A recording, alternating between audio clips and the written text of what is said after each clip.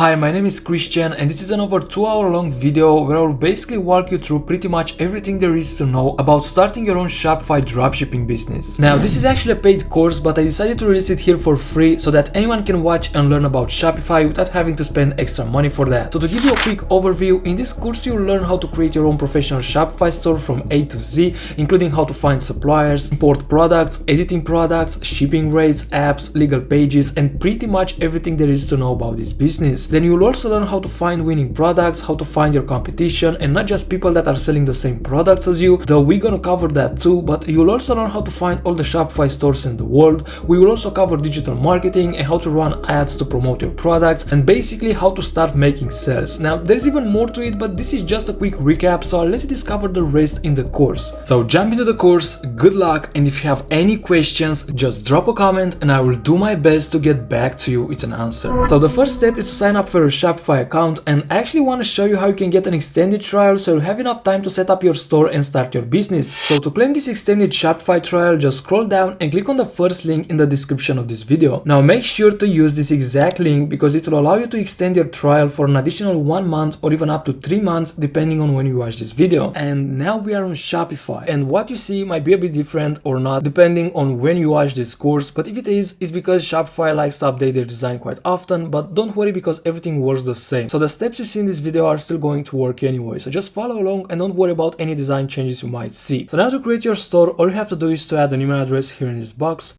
then click on start free trial.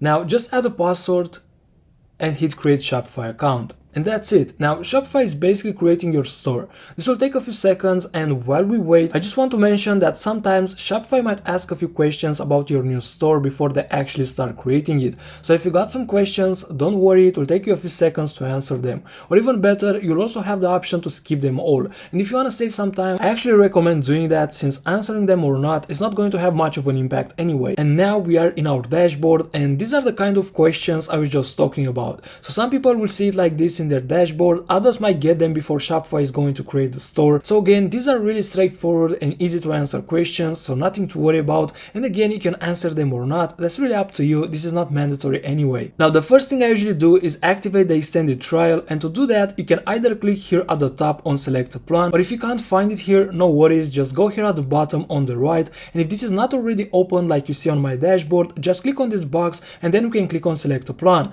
Now there are a bunch of options here, but in truth we just need to set up the basic one. The rest are mainly for when you start making quite a lot of money with your store, and these ones, for example, will help you get lower payment processing fees and get more features. So in my honest opinion, if you're just starting out, don't worry about that for now. The basic plan will most likely be more than enough for you. And thanks to our extended Shopify trial, we're going to get this for $1 per month. So let's click on select basic and start this journey. Now all we have to do here is select the payment method, and you can also save some money by going yearly. So if you are very serious about this, you can do that, but in the beginning it might feel like a big commitment, so monthly will be just fine. Also, if you ever decide that you want to go yearly, you can just upgrade later on, so there's really no pressure to do it right now. So I'll choose card here and enter my credit card information real quick, and once everything is filled in, just click subscribe. Awesome. Now what we're gonna do is to start building our store. So to do that, let's go to online store, and the first thing we have to do is to pick a theme. Now the current theme is called Dawn, as you can see here, but we want something a bit better for our store. So to change it, we have to scroll down and click where it says visit theme store, and here we have a full library of templates that we can choose from. Now as you can see, a lot of these are paid, but don't worry because we're not going to focus on a paid theme in this course. Instead, we're going to use a free one, which honestly is going to look as good or even better than some of the paid ones. So let's tick this box right here at the top where it says free, and now you can have a look into these themes, and if you want, you can go with a different template than the one we're going to use in this course. However, if you're just starting out and this is the first or second website you're making, I don't really recommend that because you won't be able to follow along, and if you get stuck, you won't be able to scroll back into the course to see how to fix it. But if you're a bit more advanced, feel free to pick the template you believe will fit your store the best. And as a recommendation, I think that Ride and Sense are two of the best and most brand-like looking themes in the free section. I think design-wise, they almost go toe-to-toe with the paid ones, and they give you that brand-like feel, which is what we're actually trying to achieve with our store as well. So we don't want to just create a normal dropshipping store that kind of gives you that cheap vibe. Instead, we want our our store to look and feel like a real brand. And I don't want to go too in depth with this for now, but as e-commerce and dropshipping evolves, I think this is the best way to build a store this year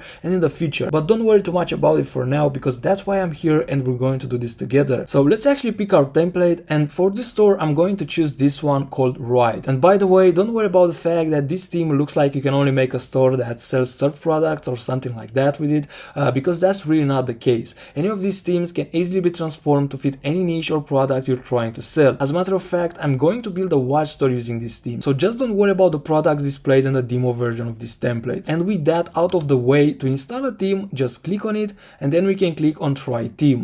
Now the theme is being installed, which will take a few seconds. Alright, now once that's done, you can simply click on Publish to make this the displayed theme.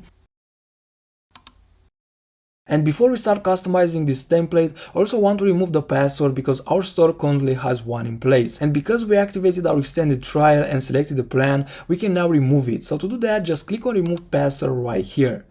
Cool, now we're ready to start building our store. So to do that, let's click on Customize, and now we are in the store editor. And this editor might seem a bit overwhelming at first, but it's actually really simple. Now before we start customizing the website, I want to give you a quick overview of how this editor works, because I don't want you to feel overwhelmed or confused later on. So right now we are on the home page, which is the main page of our store. And if you want to switch to any other page, or maybe you want to do some editing on another page, you can simply click here where it says home page, and from this drop down list you can choose the page you want to switch to. Now on the left side we can also see all the elements that create the page we are currently on in the same order as displayed. So what you see here on the left side are the elements in the exact same order as what you see on this website. So this first area is the header, as you can also see here on the left, and in this section you usually have an announcement bar if you have some special offer going on, or maybe you offer free shipping. Then we have the logo, a menu with some quick links which we're actually going to create and add here later on in the video, and the cart or the bag in this case at the end. Then in between the header and the footer, which we're gonna go to in a second, is the content of the website. So basically this part right here, which can also be found here under template on the left side. Here is basically your website, so you have maybe a slideshow where you can tell a bit about your store or your products. Then you're also gonna have a featured product or collection or multiple collections. This really depends on what you want to sell. I'm not going into it right now, but don't worry because we're going to cover everything during the course. You can also add more sections. So right now we only have these two, but we can easily add more by using this add section here on the left side, and this will add the new section at the end, and then you'll have to move it to where you want it to be in your website. So an easier way to do it is just add it from here. So let's say you want to add a new section between these two sections, just click on this plus button right here, and then you can pick what you want to add from this menu. So for example, we can add an image with some text, so we can choose it from here, and to add, just click on it and it will be automatically added to the website. You can also move any section by just grabbing it like this from the left side menu and drag it to where you want it to be. So for example, maybe you changed your mind and you want it to be after the feature collection, so you can just drop it there like this. Also, if you want to delete a section, you can hover your mouse over the section you want to delete and then just click the trash icon. And if you deleted a section by mistake or you want to undo a change, as long as you didn't save, you can simply go to the top right of your page and click on this arrow, which will undo that. The next one is the opposite, which will redo the change. Cool. Now the last thing here is the footer, which right now it's almost empty, but in most cases you'll have a newsletter, a menu with some legal pages, the logo, and maybe even a slogan if you have one. So now that you're a bit more familiar with how this editor works, let's start customizing your store. And the way I want to do this is to actually start editing from top to bottom, so basically from the header to the footer in the same order, because this way I think it will be much easier for you to follow along and get a clearer vision of how this works, so you can then successfully replicate it in the future. So the first thing we have here is this announcement bar, and with this one we can actually offer discounts or some special deals if we have any going on, like maybe a spring sale or something like that. So we can add like a discount code here. We can also offer free shipping if the customers spend a specific amount, and if for any reason you don't want this to be displayed on your website at all, you can simply delete it by clicking the trash icon right here. Now for this website I'm going to offer free shipping on all orders above $40, which you're gonna see more about in the next lessons where we're gonna set up the shipping. Moving on, we have the header section, which contains the logo, a menu, the search bar, and the cart. And what we're actually gonna do here is to add our logo. So to edit this, just click on the header, and if you are on a PC or an iMac, basically on a large larger screen, the editing section is going to appear on the right side, so right here. But if you're on a laptop or a tablet, it will most likely remain on the left side. Now here are quite a few settings that you can play around with if you want. Just remember that you can always use the undo button right here to go back to how things were. And for the moment being, I like how things are, so I'm just going to add the logo. Also, the pages you see in this menu right here were actually created before, and you're gonna see how to do that in the next lesson. And I wanted to do it this way so that we start with the fun part, which is to create our store, and then in the next lesson we're gonna take care of the settings, legal pages, and all of that stuff. But don't worry, because everything is going to make sense and I'm not going to leave anything uncovered. So to add our logo, scroll all the way down and click on theme settings, and in here let's scroll down a bit more, and this is where we can add our logo. So now I'm just gonna click select image and add the logo I created for this store. Now after you uploaded the logo, you can change its size from here, and I'm gonna make it 150 pixels. Now I know this might not be the very best, but it took about 5 minutes to create in Canva, which is a free tool that you can also use to create logos pretty quickly. So to do that, just go to canva.com, sign up for an account, and then you can type here logo along with the niche your store is in. So in this case, I can type watch logo, and you'll get quite a lot of templates to choose from, where you can add your store name and pretty much edit it in any way you want. Also, if you're going to use this Shopify theme, remember to make the text white on the logo, because otherwise you'll not be able to see it since the background is black. And that's pretty much it for the logo. Cool, now we can move on to the next part, which is to edit the content of our website. So first, I'll start with this section right here, and after that, I'm actually going to add more sections, so we're not just going to use the default layout of the theme. We're going to make this a bit more customized. And don't worry, because you can apply the same layout we're going to build right now to any niche your store might be in. So it doesn't matter what you sell, you can use the same design, just add your content in these sections. So first, I'm going to change the heading here. Then I'm gonna add a text block, and in this text block, I'll copy and paste some text that I have prepared for this store. And for the text style, I'm going to choose subtitle from here, and I will also position it after the heading. Now obviously you want to make this text about your store, your products, but if you have no idea where to start, you can also use AI to generate some text, and then you can try to make it a bit better and more aligned with your store. So to do that, you can click on this icon right here, and you have to give the AI some keywords so it has an idea of what you want, and then just pick a tone or leave the default one. You have a few options to pick from. You can also make a custom tone, and after that just click generate. Now once that's done, you might want to change the text of the button as well, because shop is really not the text I'm looking for, but you can say shop now or shop here if you want. It's really up to you. So I'm gonna change that with learn more, and then at the button link we choose to which page we want this button to send the people to. I'm going to leave it to all products for now, but feel free to choose whatever fits your store the most. Now once that's done, the next thing we want to take care of is the image, and I think it goes without saying that you should always add images related to your store and your products, and not something random that has nothing to do with your store. So the easiest way to find some free images is to click on explore free images right here. So basically these are free images offered by Shopify that you can use on your store. There are other choices like paid image stock, other free websites, or taking the pictures yourself, which is actually a very good thing to do, but in the beginning this is the easiest way, and in most cases you'll be able to find something that actually fits your store and your ideas in just a few minutes. So to start, just type your niche in this search bar. So in my case I will type watch, and in most cases you'll get quite a lot of options to choose from. So just have a look around until you find something that fits your store, and when you find it, just click on it and then click select to add it to your store. Great, now I'm going to add a second image with text section, and for this one I'm going to upload an image from my computer.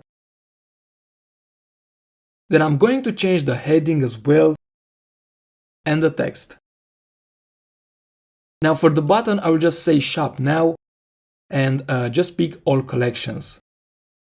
And I'm actually gonna check this box here as well, which will give the button an outline style. Now this is simply preferential, so if you don't like it, you don't have to do it. Awesome, now moving on, we have this featured collection, which I'm going to delete because we actually have two collections and I want to display a collection list instead. So to add a collection list, click on add section, and then I'm going to choose collection list right here. And we only have two collections, so I'm going to delete the third one right here. And here on the collection list, I'm going to change the number of columns to 2. And now I'm going to change the color scheme to scheme number 4. And instead of collections here, I will type something like discover the collections. Now we actually have to create the collections in order to add them here. So now I want to show you how to import products from AliExpress to your store, how to create collections, and how to add the products into the collections. So let's take a little break from editing our store and do that that. Now in order to import products from AliExpress to our store, let's go ahead and install one of the most important apps for dropshipping, which in the past used to be Oberlo, but Oberlo has been recently shut down, so instead we're going to use DSers.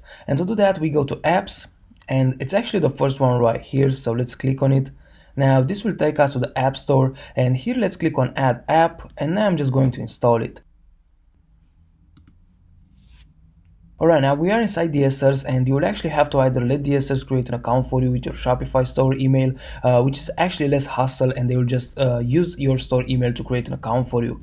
Or you will be able to create one yourself, but I think the first option is much easier. Alright, now we can actually import products in two different ways. And the first one is to simply go here at the import list inside DSers, and in this box you can simply paste the URL of the AliExpress product you want to import. So let's open a new tab and go to aliexpress.com.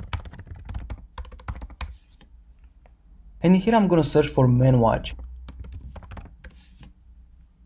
Now the first thing that I like doing is to sort them by orders. This way we can see the most reliable products, because more orders means a higher chance to deal with a good supplier. You don't want to dropship a product that has 0 orders, and I don't recommend doing that. So yeah, usually sorting it by orders, it's a good idea. Now let's go ahead and add this one to our store using the first method, which is actually to copy the link of the product. So to do that, let's open the product in a new tab. And we copy the link like this, then we go to DSers and paste the link in this box and hit OK. Alright, now this is our product imported right here. We can edit it, push it to our store, delete it, add tags, and a lot of stuff, which we will actually look into in a second. But before that, I actually want to import more products and to show you the second method to do that, which is a bit easier in my opinion. So for the second method, we have to actually install the DSers Chrome extension. So I'm gonna open a new tab and say DSers Chrome extension and click on the first one right here. Now to install it, all you have to do is to click on Add to Chrome, and then add extension. And now just give me a second to actually pin this. And one last thing we have to do before we can actually import products is to log in into our DSers account, and we can do that by simply clicking on the extension, which is actually saying the same thing. So to log in, we can click on DSers right here and then log in. Now this will happen automatically if you're already logged in your Shopify store. It will take a second, but everything will be automatically.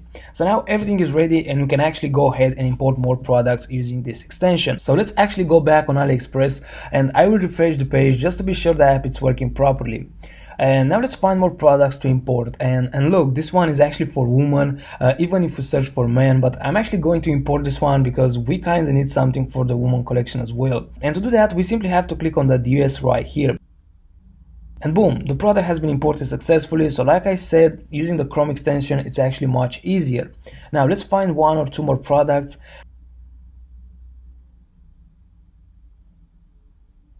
And look, this one is quite okay too, so I'm just gonna add it to our store. Now the way to go here is to either focus on a very good product and add a few extras to hopefully make some upsells, or if you want to make a real niche watches store, which is like the direction we're kind of heading to, you'd want to add at least 40 or 50 products, like 20 for men and 20 for women, if you want to have both collections. Now I'm not going to do that since it will take hours to find them and come up with titles and descriptions for them, so I'm actually going to stick with these 3 products I already added, and I'll show you the import process and everything, so you can go ahead and hopefully do that with any number of products you want. Besides, this is just a demonstration store. I'm not actually going to try to sell anything on it, and repeating the same process with 50 products, I think it will be a waste of time for both me and you guys. So with that in mind, let's go ahead and actually push to our store the products we just found. And to do that, we head back to our DSers app, and we can find the products in our import list. If they are not there, just refresh the page. So let me do that right now, and they will appear.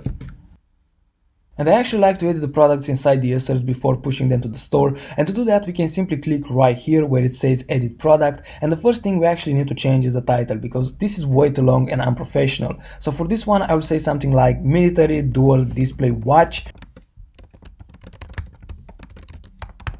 And to come up with this, as you probably noticed, I actually took what I consider to be the most important keywords from the big messy title and I mixed them together. So as you can see, it's quite easy to come up with a decent title for a product, but one thing here that I want to mention is that sometimes they can add random words into the long title that are not 100% related to the product, or the product might not really have those features. So I recommend to always check with the description to see what's actually in there and what's not. So in conclusion, with the title, I really think that it's a great idea to keep it simple, but at the same time informative enough. Now as for the variants, we have have to decide what colors do we want to include and what types, because sometimes they have different types of models for the same product, and for some products we even have to decide from which country we want to ship from, like this one. Now before we decide that, I think it's a good idea to have a look at images right here, because this product has a lot of variants and I just want to see how qualitative the images are for each color and type. So let's click on images, and apparently a lot of these images have the supplier logo on them, which kind of makes them look unprofessional, and to be honest, I don't recommend using photos with the supplier logo or unnecessary text on them. And what I'm gonna do is to actually deselect the ones that have the supplier logo at the top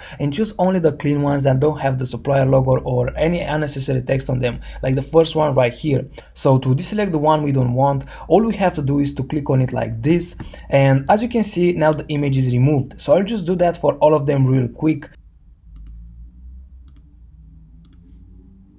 Now this one with the function description, it's kind of ugly, I'm not gonna lie, but it might be useful, so I'm just gonna keep it for now, and later on, if I don't like how it looks, I will just delete it. Also, a very important thing to know here is that the product is not in our store yet, it's in the DSers import list, and if you keep something that you don't like, it's not biggie, you can delete it later on from the product page. So if you're not sure if you want to keep something or not, you can leave it for now and take it out later from the product page if you want to. But if you delete it or deselect it from here like I'm doing, you won't be able to do that, which means that it's gone. So with that in mind, I'll keep this one for now, and let's keep deselect the ones we don't want.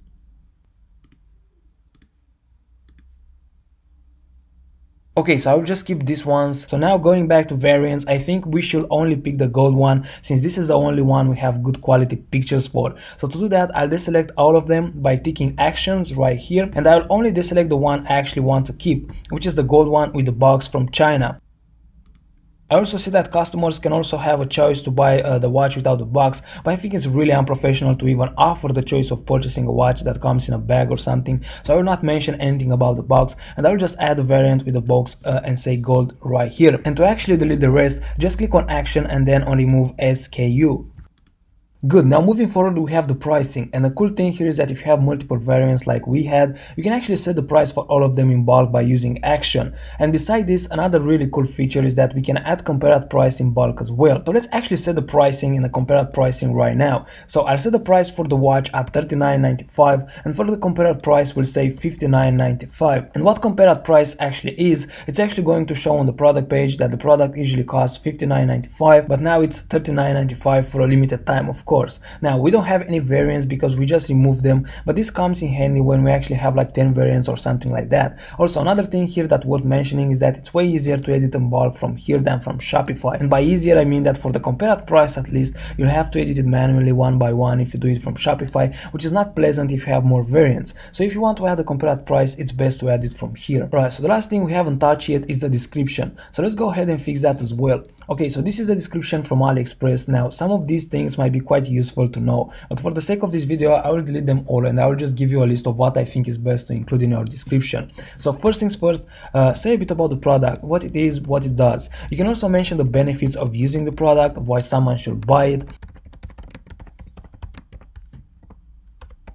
Also, if applies, you can offer use instructions. In this situation, we can offer some watch instructions if there's any. We can also mention the size, the diameter, and stuff like that. By the way, give me a second so I can make the text a bit larger so you guys can actually see it.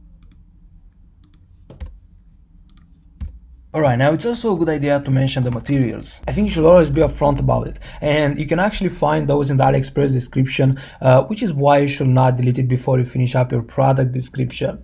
I know I said to delete it, my bad, so if you did, don't worry, import the product again into your DSers import list and you can copy it from there. Now if you do dropshipping, which I guess you do, might be a good idea to mention the shipping times, because it might take a while before the customer will actually receive the order, so having that in the description might avoid confusion and angry customers. Now once we finish everything here, we can click the push to Shopify button right here to import the product to our store, and here we can choose on which stores we want to import the product, which is a really cool feature if you have multiple stores. Now I will check the also publish to online store box and then just click push to Shopify. Alright, so now we can find it in our store in products, so let's go back to our dashboard and click products right here, and here's our product. You can also edit the product if you want by just clicking on it like this. So in here you can edit the description, the title, even the pricing and the variants, the inventory. You can also add or remove images if you want, so you can easily adjust or change pretty much everything about your product from here. I also want to mention that we will take care of the shipping rates, payment providers, and apps, free apps, paid apps in the next lessons, and in this one we will mainly focus on products, collections, and the customization of our store. Okay, so now I'm going to import the rest of our products by myself really quick, and then I'll get back to you in a second. Okay guys, I'm back. So now let's go ahead and create some collections where we can add our products to. And to do that, we click on collections, which is right here in the products block. Now to create a collection, we have to click on create collection, and in here we can give it a name. I will say men's because this will be the men's collection. We can also add a description, but this is not really mandatory, but if you have something cool to say about it, you can give it a try. Now for the collection type, I will select manual, and we also want to add an image for this collection, and I have one already prepared in my computer, so I'm going to click on add image right here. And here we go, this is the one. Alright, now we have the image and everything else looks great, so I'm going to press save right here at the top. Now the next thing we want to do is to add some of our products to this collection. So to do that, we first select the sorting from here to be manually, and now let's click on browse. So we don't have many products, but if you have, you can also use this search bar right here to easily find the ones you want to add. Now let's just add the ones we have, and let's click add for both. We don't have to save anything because it saves automatically, by the way. So now let's go back to collections, and as you can see, we just created the men's collection. So let's do the same for women. Again, we click create collection, I'll name it women's. We choose manual, and we add the image like we just did. And boom, we click save. Now again, to add the products, I like to sort it manually, and I click browse, and now we add the products we have. I only have one, but you'll probably have more. Awesome, now we have both collections ready, and another thing that we can do is to transform this homepage collection into a new arrivals one, where we can add new products that we launch on our store. So to do that, it's going to be pretty much the same process, so I'm just going to do that by myself really quick.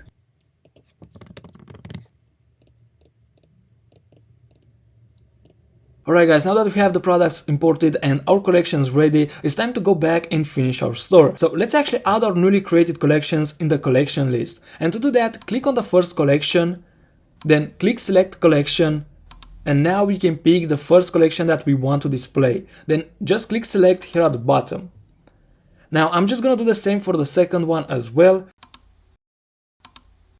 And once you're ready, don't forget to click save. Awesome. Now the next thing I usually like to add is a collapsible content section, which might not fit every store. So for example, this might not work for a general store that sells all sorts of products without a specific niche in mind. But for one product stores and niche stores, this might be a good addition. So I'm just gonna click add section and then click on it like this. Now I'm gonna start with the header and the caption, and then I'm gonna move to each row. So first I will add the caption and the heading. Now for the alignment, I will select left.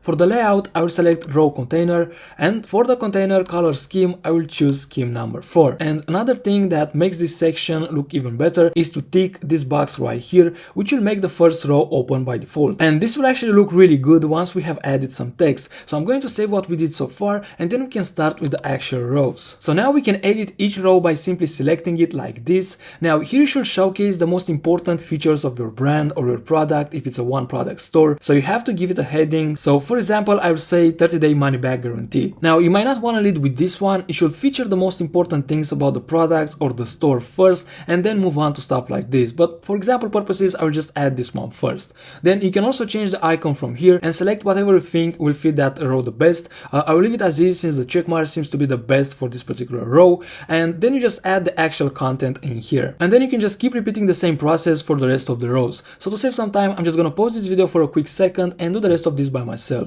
Great, now these are just for example purposes, so you should obviously add things here that are relevant to your store. So let's move on to the footer, and the first thing we have in our footer is this email sign up section right here, which you can change if you want, maybe offer a promo code, but the only thing I'll do here is to change this paragraph a bit. So I'll just delete it and paste this instead. Now make sure you saved all of these changes, so I'll press save real quick, and let's move on to the actual footer, which right now it's almost empty, so we have quite a few things to add here. But first let's take care of some of the settings in our footer. So first things first, I'm going to change the color scheme to scheme number 1. Then for the email sign up, I'm going to leave it unchecked because we already have an email sign up section up here. Then for the rest of these settings, I'm going to leave them checked. And if you want to have some social links appear here in the footer, we have to scroll all the way down and open the theme settings.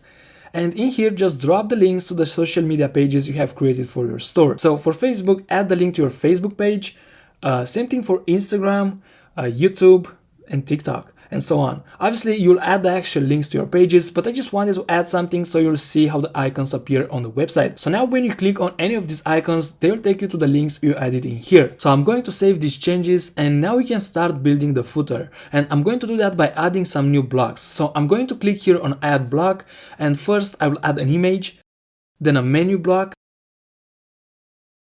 and I'm also going to add a text block.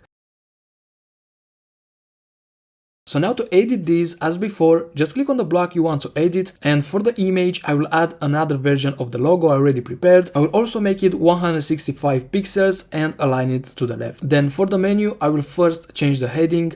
Now we will actually create the pages for this menu that you see right here in the next lesson, which, as I said in the beginning, was actually recorded first, so don't worry about it for now, because as you can see here, the footer menu is already pre-selected by default. So all we will do in the next lesson is to actually create and add the pages to this footer menu right here, and once that's done, it will be updated here automatically, so you don't have to do anything else in this editor. Now for the text block, I will add a heading,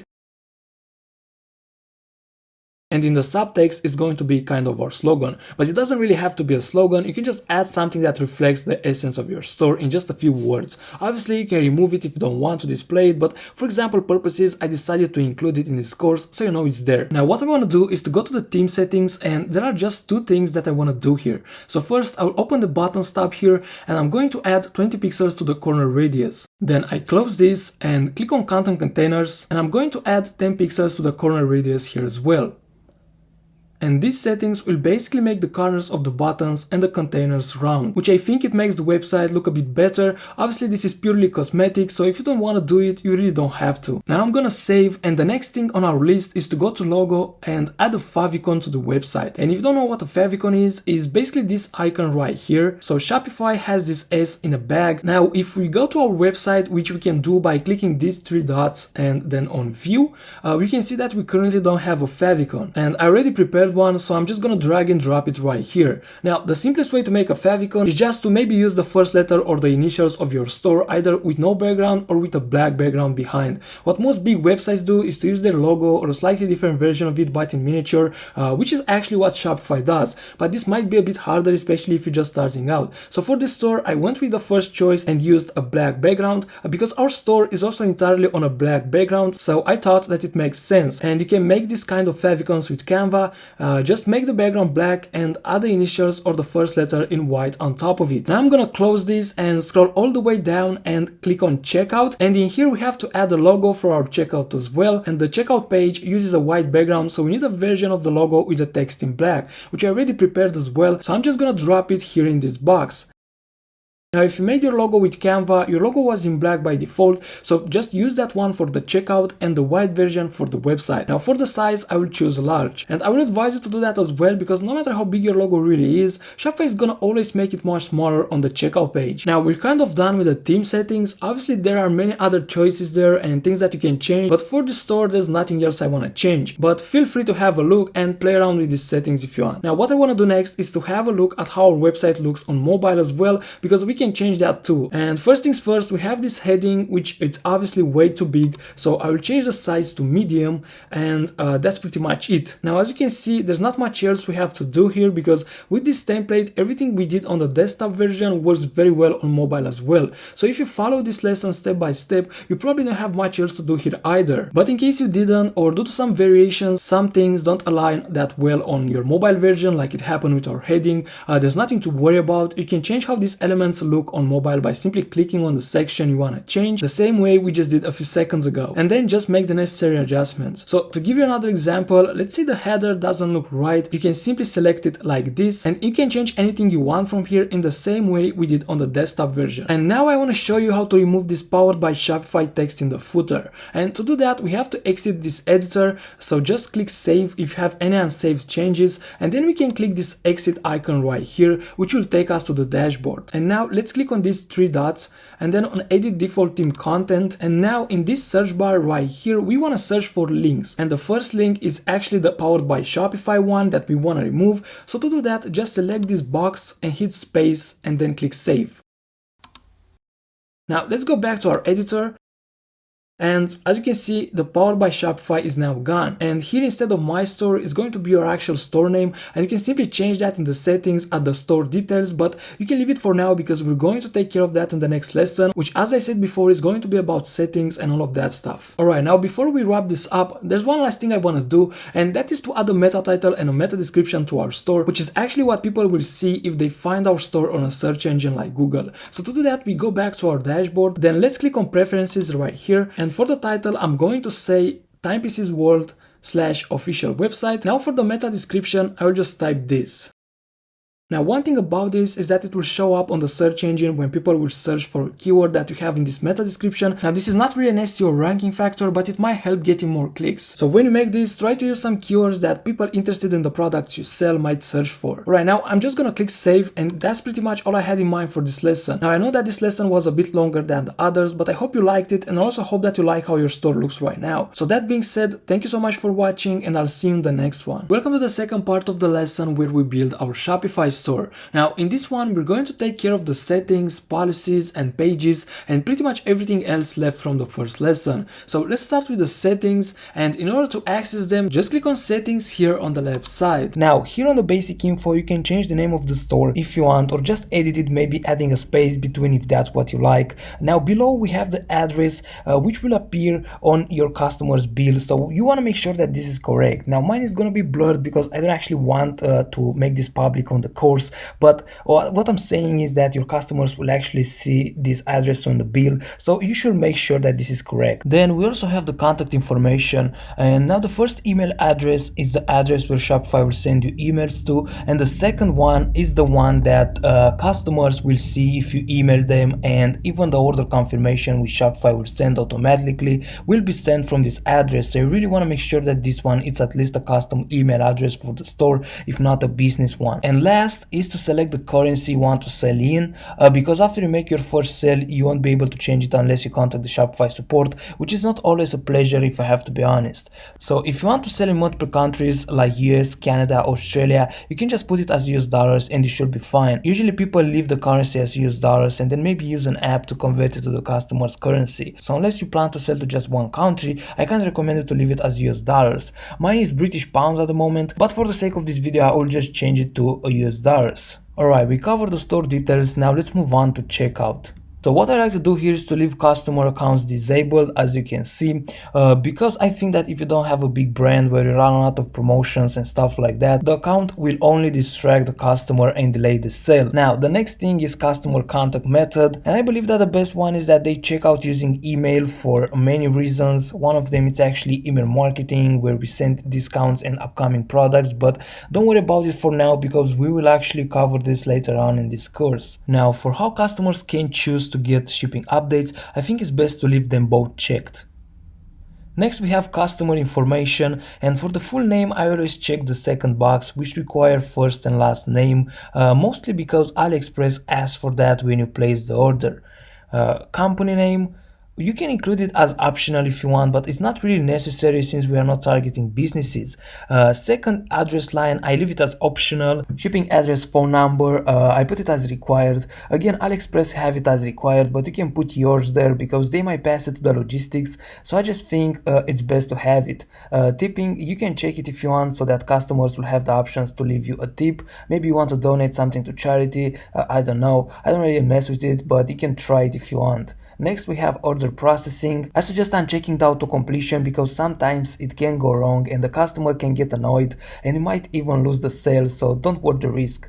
After an order has been paid, we leave it as it is because we don't want Shopify to automatically fulfill the order. We want to do it after we actually send the package. Now for the rest, we just leave them as they are, and let's move on to policies. Now, what's great about Shopify is that they already offer a template for every policy that you are required to put on your store. So to that, we can simply click on create from template and voila, they will basically create a refund policy, in this case for your store, with your email and so on. However, this is just a template, so you should read it through and add some things that are missing or remove some that maybe don't apply for your business. We can do the same thing with the rest, but please keep in mind that this is not legal advice whatsoever. These are just templates. So read them through and adapt them to your business if need be. Then at the end, we have the shipping policy, which you'll have to add it yourself because it's quite specific to your Shopify store. Now, one thing you can do here is to offer free shipping for all orders above $50. It's not mandatory, but it might attract more customers. So we can say like all orders of $50 or more qualify for free delivery. Or you can offer free shipping to all orders anyway. That again might attract more customers. Now, a very important thing is to mention the handling time and the delivery time. This is actually the most important thing that you should add in this policy. So just don't forget about that. Now that we finish with these, let's add them to our footer menu and even create the rest of the pages that we're going to need for our main menu. So in order to do that, let's go back to our dashboard. Then we go to online store and then let's go to navigation. Now we're going to click on footer menu.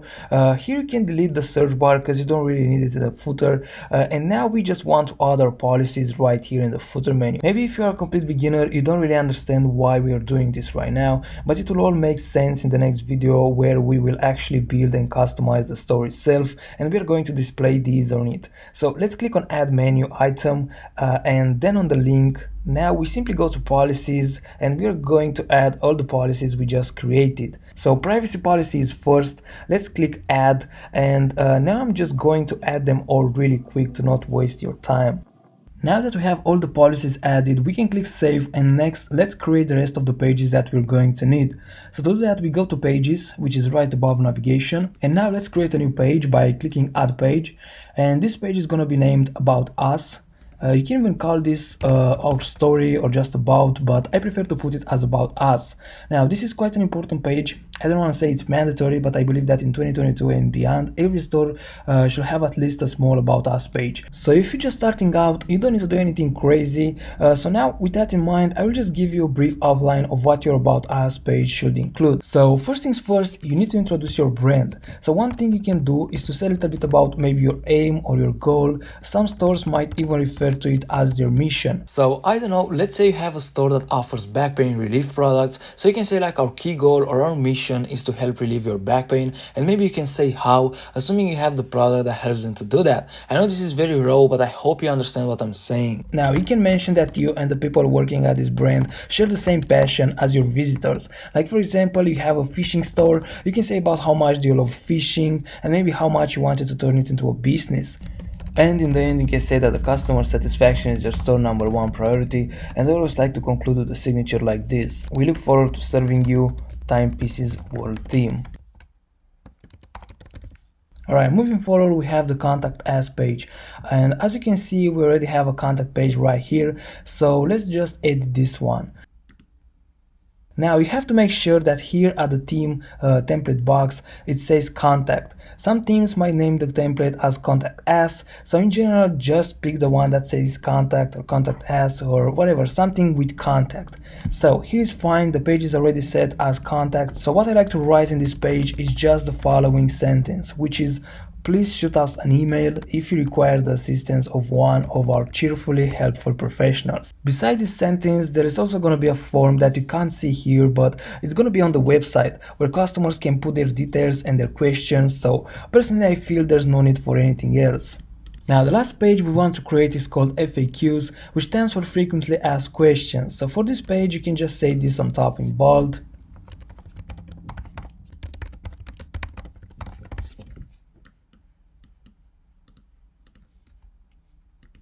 And then just follow with the question along with the answer like this. So question 1, the answer. Question 2, and the answer, question 3, and again the answer. So now these are actually going to be real questions, but I just wanted to show you how you should put it on the page. And as far as what questions you should put in, just keep track of the most common questions that you receive on the customer support email, and the ones that are keep repeating, just add them here along with the answer. Now there are already some basic questions that you can add right now in this page, like when will my items be shipped? You know what, actually let me go ahead and write this instead of first question.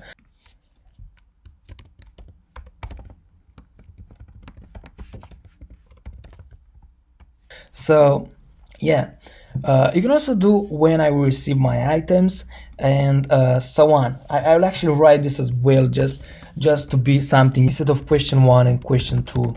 And yeah, I'm sure you've got the point. These are pretty much the default questions that any customer will ask. So this is a way of doing it, and I think it's a very good way if you are a beginner and you don't want to spend money on apps to do this. Alright, now that we finished the pages, the next thing is to add them into our navigation. So we go to navigation again. You already know how to do that by now, I hope, but if not, the navigation is right under the pages. And we already added the policies in the footer menu, and that's pretty much all I usually add into the footer. So let's add the pages for main menu, and to do that we click on main menu, and we're gonna add the about us page. So to do that, click on add menu item, then click on the link, then we choose pages, and from here we select about us. Next we're gonna add the contact us page, so I'm just gonna do the same thing.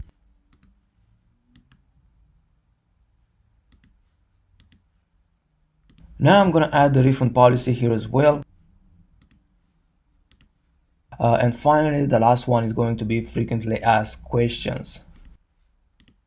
Alright, so that's pretty much everything I wanted to cover in this one. Thanks again for being here, and I'll see you in the next one where we're going to talk about the shipping rates. Hello guys, in this lesson we're going to set up the shipping rates. Now there are a few ways to do this, but first things first, I guess you have to decide where do you want to ship. And you can ship worldwide or just in a particular country or maybe a few countries. So like I said, we have a few ways to do this, and one of them will be to actually offer free shipping on all orders bigger or equal to $50. So doing it this way, you actually charge for shipping until the order hits $50, and then the shipping will be free. And we can actually do this from our settings in shipping and delivery. I'm already here, and in order to manage our rates, let's click here where it says manage.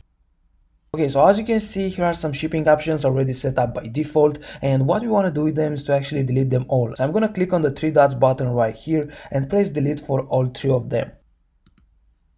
Now that we've got a fresh start, I'm going to click on create shipping zone. Then in here we can create shipping zones for different countries if we want that. For example, we can create one for the US or the UK or whatever country you want, but for this video let's assume we're going to ship worldwide, so let's choose the rest of the world. I'm going to name it worldwide and then click done right here. Okay, so we just created the shipping zone, but as this box right here says, we have no rate, so the customers won't be able to check out. So what we have to do next is to first add a rate and charge for shipping until the order hits $50. So let's click on add rate. We leave it as set up our own rates. Okay, now let's name it standard shipping. You can name it however you want, but I think standard shipping is fine. And now let's add a price. We can say like $4.95 or $5.95. It really depends on how much you want to charge and how much it's going to cost you. But I'm gonna go with $5.95. And now at the conditions, let's choose based on order price. And the minimum price is going to be 0 and the max is going to be 50. And now we want to add a new rate. We can name it free shipping and use some parentheses and say order over $50 or something like that. It's your choice. And now for the pricing, we're going to say 0. Let's add the conditions based on order, price, and we say minimum price $50 and max, we leave it as no limit. Then click done, and that's it. So this was the first way of doing this. Another way is to actually offer free shipping on all orders regardless the price, which is quite common these days. So to do this, I'm actually going to save what we just did so we will not lose it, because I actually have to delete this to show you the next methods. Okay, now for demonstration purposes, I'm gonna delete what we just did, and we're going to do the free shipping as well, which is actually really simple. So to do this, all we have to do is to click on create shipping zone, and in here we're gonna do the same and choose rest of the world, name it worldwide, and click done. Now we want to add a rate and say free shipping.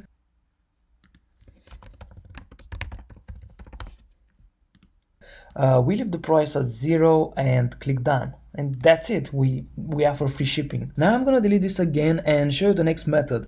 Good, so now if you want to make some rates for just a particular country, maybe you want to ship just there like I said in the beginning, and you don't want to ship all wide, or I don't know, maybe if you just want to charge more money in a specific country, you can do that by simply clicking on create shipping zone like we just did before, and instead of the rest of the world, just pick the country you want. Actually, let me show you how. So let's say I want to ship only to the US, UK and Canada. So to do that, in here I'm gonna search for US and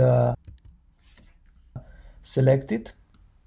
Next is UK, so let's do the same, and last but not least is Canada. Good, now we only ship to US, UK and Canada, and if you want you can pick just one. So now you can name this US, UK, Canada if you want, and click done, and that's it. You only ship to these three now, and from here you just do what we did before and create your rates and so on. So that's how you can ship in just one or a few specific countries. Now moving on, there's also a third method that used to work in the past, named free plus shipping, where you can actually offer the product for free and charge shipping, and you can pretty much do that when you have a product that costs you like $1 or $2 max, and you charge like $9.95 shipping, and basically you can make your profits through shipping. But to be honest, I really don't think that works anymore, so I don't see a point in adding this to the course. But if for any reasons you guys want that, please leave a question and I will do my best to make an extra and add it here in the course. Alright guys, so these are the most common ways of setting up your shipping. This is what I'm actually doing myself, so I hope you guys enjoyed this lesson and I'll see you in the next one. Hello guys, and welcome to the second lesson in this course. To get you more excited, I'm gonna show you first a few techniques to find other Shopify stores and have a sneaky peek on them, because this way you can see what other successful Shopify stores are doing and get a good grasp of how a successful store looks like and things like that. But I don't recommend copying them. I think it's a good idea to see and understand what good stores are doing and put your own spin on it and do it even better. Also, in the next module I will teach you step by step how to find winning products which are selling right now, and all that with 100% free methods. Now buckle up and get ready to have your mind blown. So with all that being said, can we really spy on our competitors? First of all, yes, we can find our competitors pretty easily, since every Shopify store is a public website. There are a couple of paid softwares that will allow you to spy on almost everything your competitors do, but in this lesson we will focus 100% on free methods, which are very effective, so you don't need to spend any extra money. So now let's go ahead and start with the first method. This method will basically allow you to find almost every Shopify store in the world right now, which I think is pretty cool, and it opens yourself up to a lot of opportunities. Now to do this, let's go to myip.ms. Now let's open another window and search for Shopify IP. And now we copy this IP, which is the first one right here. We can see that this is directly from Shopify.com. If you don't have the same page as me, just go on the first result and you'll find it. Now we go with this IP and paste it into myip.ms and press enter. And what myip.ms is actually doing is to find every website with that IP. And since every Shopify store is hosted by Shopify, we can click on other sites on IP, and boom, if we scroll down, we can see all the Shopify stores in the world. To see the pages more easily, we can click on view all records, which is right here, and now we have about 6,500 pages filled with Shopify stores. So we can sort them by world site popular rating, which is right here, and they will be filtered by ranking and visitors. And another cool trick here is that you can also search them by name, and a lot of niche websites might have the niche in their domain name, like fishing or golf. So let's give it a try with fishing so you can see what I'm talking about. Now here they are. Of course, these are not all the fishing Shopify stores in the world, but these are the ones that contain fishing in their domain name. So this is a cool trick if you want to find some stores in a particular niche. Now beside the first one, we have another method to find your competitors, and this one will allow you to find them based on their niche, which is a bit more exact than the previous one, and it's very useful if you want to find stores in just a particular niche. So in order to do this, you have to go on Google and type site:myshopify.com quotes, and inside them you just type the niche name. So let's go with fitness for this example, and boom, we got like 789,000 results, which is quite good, I guess. And as you can see, all of them have my shopify.com at the end, because this is basically the default domain that every Shopify store gets when it's created. And even if you buy a custom domain name, the store still has that my shopify.com domain as well, but all the traffic will just be redirected to your main domain. But anyway, I don't want to bore you with these details. The important fact here is that this method basically searches for every Shopify store which contains the word, in this case fitness, in it. But you can do this with pretty much any other niche like outdoor or watches and so on. Now these are real Shopify stores which contain the keyword in them, but it doesn't have to be in the domain name like in the previous method. It just has to be in the website, which is awesome because now you can find even more of your competition. Alright, so you know how to find the stores. Now I'm going to show you how you can find their best selling products. So let's pick a website from these results. And in order to find their best selling products, we just go to the URL and we add this text. And boom, their best selling products. Now, this is not working on absolutely every store, but it should work on the majority. If it does not work, you'll probably get something like an error or a blank page. So I'm going to add this text into resources so you can just copy and paste it on the websites you want. Now, besides finding all the Shopify stores or just the ones in a particular niche and seeing their best selling products, we can also see what apps they use, what team, or where they promote their products, and much more. So to do that, you can use builtwith.com, which is kind of one of the best buying tools and is also free. Now, this tool pretty much allows you to see what apps a Shopify store is using, see what advertising methods they're doing, see what email provider they use, their email marketing software, payments providers, and much more. So you can pretty much see everything that a store is built with at a glance, which is kind of cool and really helpful. Now to do that, I will copy the URL of the website we just saw, then head over to builtwith.com,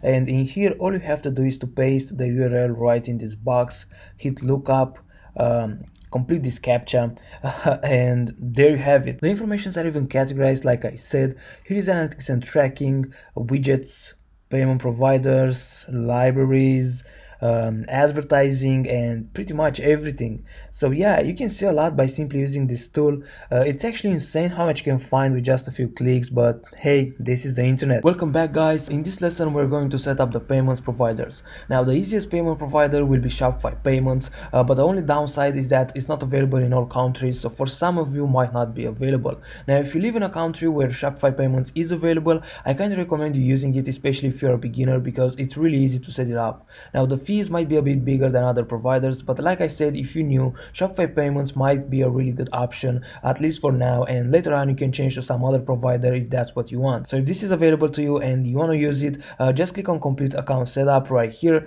You'll have to provide some information, and from there you'll be good to go. Now if this is not available to you, or you simply don't want to use it, you can use alternative payment methods like Stripe, and to do that, let me deactivate Shopify Payments really quick so we can see other providers. Now I have to do this because if you are eligible for Shopify Payments, Shopify will actually pre-activate it for you.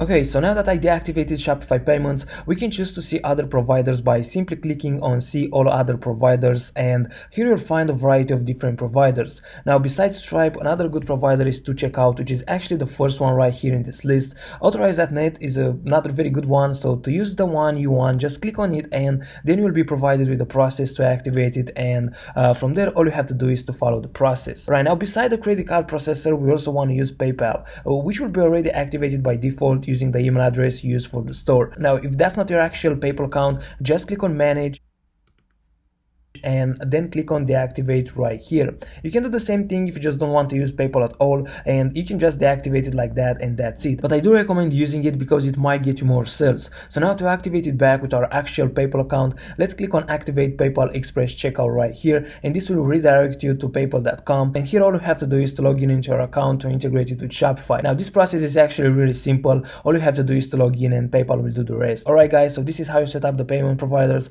I hope you found this lesson useful, and I'll see you in the next one. Hey guys, in this lesson we talk about apps, and more explicitly what I consider to be the top 3 Shopify apps that you can find in the Shopify App Store. Now my goal in this lesson is to focus on apps that are completely free or have a free plan that you can use without paying anything. So without further ado, let's click on the customize your store button right here at the top, and the first app is going to be product reviews. So let's type that in here and now hit return. Cool, so we're looking for product reviews by Shopify. They actually made this app, so this is the one right here. So you just have to scroll a bit to find it. Now this is actually a very simple app that allows your customers to submit reviews, and it also has some cool features like you can do bulk actions to manage the reviews, you can filter them and stuff like that. You can also import or export your reviews from spreadsheets. So overall this is quite a decent review app, but of course there are much better ones like Lux, which is a paid one, but for a completely free product review app, I think this is quite okay and gets the job done. Now all you have to do to add this app to your store is to press the add app button, which is usually located here instead of app installed. Mine is like this because I already have the app installed. But once you press the add app button, you'll be taken to the install page, which is a very simple and straightforward process. Now the second app is going to be Shopify Inbox, which actually adds a live chat to your store, and this thing it's an absolute beast at increasing your conversions, because if your customers have questions which makes them unsure about purchasing or not, they can actually contact you in real time and you can answer them almost instantly. And what's actually great about this app, besides the fact that it's completely free, is that they actually have a mobile app which you can install on your phone and reply to the messages as soon as you get them, which if you ask me, to get all these for free, it's absolutely insane. So we're going to install this app together because it's a bit different than the typical app, because you're actually going to add this as a sales channel, not as an app per se. So to do this, we click on add app.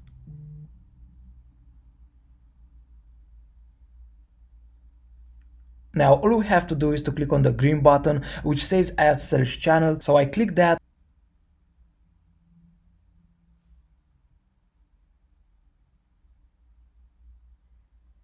And now you can find this right under the online store at the sales channel here on the left side menu, because there is actually where all your sales channel will be at. Now we are in the app right here, and the first thing that we should do is to make the chat visible by clicking make the chat visible here. And there are two ways to view and respond to messages. One of them is to actually do it from the browser by clicking the green button here at the top saying view your messages, and the second is to download the app on your phone, which you can easily do by clicking here on the get the mobile app. Now you can simply change the appearance and stuff like that by simply clicking here on the appearance.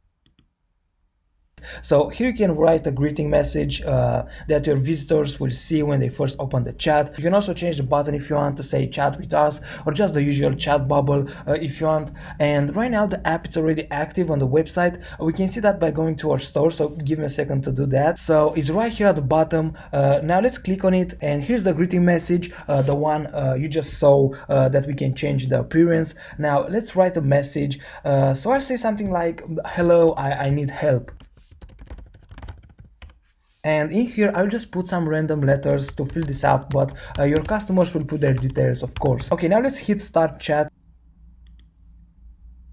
And cool, it's working. Now let's go back in the app and see how this look like on our end.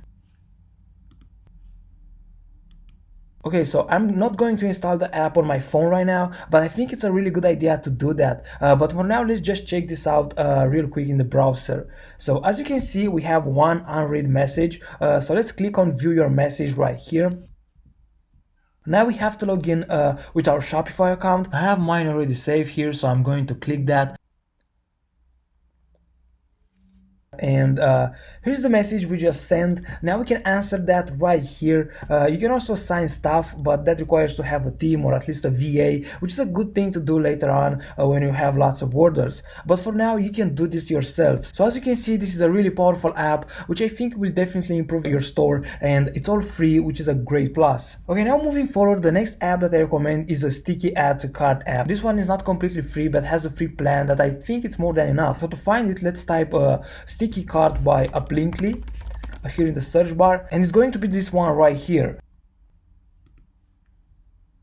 So like I said, it has a free plan that actually works for unlimited clicks, which is awesome because most of the sticky add to cart apps offer like 25 clicks or something like that for the free plan, which doesn't count as free anyway because you'd probably get 25 clicks like in the first day. So I really like this one, and I believe the free plan is all we need. Now the next app is going to be Free Shipping Bar by Hexstum, which is really amazing because it allows you to set a threshold for free shipping, which is pretty much what a lot of the big brands are doing. So I'm sure you've seen that as well.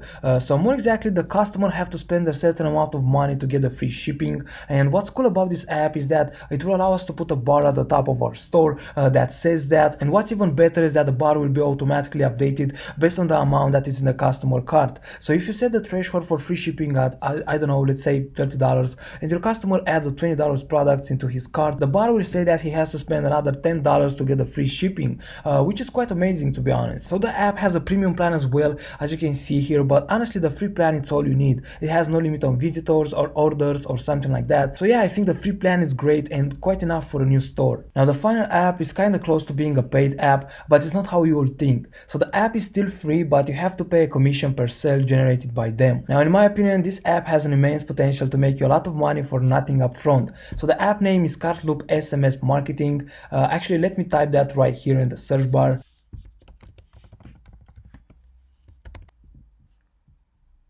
And is this one by Honest Tech. Now how this app really works, well, they actually have a real team that will reach out to your customer and try to recover the lost sales, and they will actually text with the customer through SMS trying to recover the sale for you. Now if they succeed, basically all you have to pay is a percentage of that sales. So at the moment I'm recording this, for the free plan you pay like 10% per sale, and as you can see, you can choose the next plan, which is $99 per month, and you will pay 6%, and the pro plan, which is $299 per month, and you will pay 3%. Now these plans actually make sense when, let's say, they recover like 10k per month in sales, and instead of paying 10% of $10,000, it will be much cheaper to pay $299 and 3%. So if you're a beginner, you can install this app for free and let it run, and if they succeed and actually bring sales, you'll pay 10% of that, but you only pay if they actually make you money, which I think is awesome. And as you can see here, they offer unlimited cards recovered even for the free plan. So yeah, I think it's a great way to make some extra dollars without anything up front. And like I said, if you actually make like 10k or 20k or I know something like that per month in recovered sales, you can always choose a plan and bring that percentage down. Alright guys, so these are the apps, and before we wrap this up, I just want to give you a short disclaimer. So at the moment I'm recording this video, these apps are completely free, or at least have a real free plan. Now for some of them that might change in the future, and I have no way of knowing that since I'm not affiliated with any of them in any way. So that being said, I hope you enjoyed this video, and I'll see you in the next one. Hey guys, and welcome to the second part of the best apps for a Shopify store lesson. In this one, we're gonna focus on the paid apps. Now I don't want to overwhelm you with too many paid apps, so I'm going to show you only the ones that I really think they can bring substantial improvement to your store. And as in the previous one, I have them already installed, so let's have a look and see what's what. So the first one is Shopify, and what this app does is to create urgency by adding a countdown timer to your products, which might incentivize your customers to make an impulse purchase. Now you can change the counter style from here, and you can also change the size and the colors from this other side, and pretty much adjust it to your needs and desire. So overall, I think this is an excellent tool that can increase your conversion rate to the roof. Now you can install this app the same way we did with the free apps in the previous lesson. Alright, the second app is named Lux, or Lux Product Reviews, and a very cool thing about this one is that it allows your customers to add image reviews or even video reviews, and not only that, but it also sends review request emails after purchase that you can schedule based on the delivery time. You can also offer discounts to incentivize the customers to leave reviews, which is pretty cool, I think. And another cool feature, maybe the coolest, is that you can use Lux to import reviews and even photo reviews from AliExpress. So to do that, let's head to import reviews right here. And now we have to drag this widget to our bookmarks tab like this.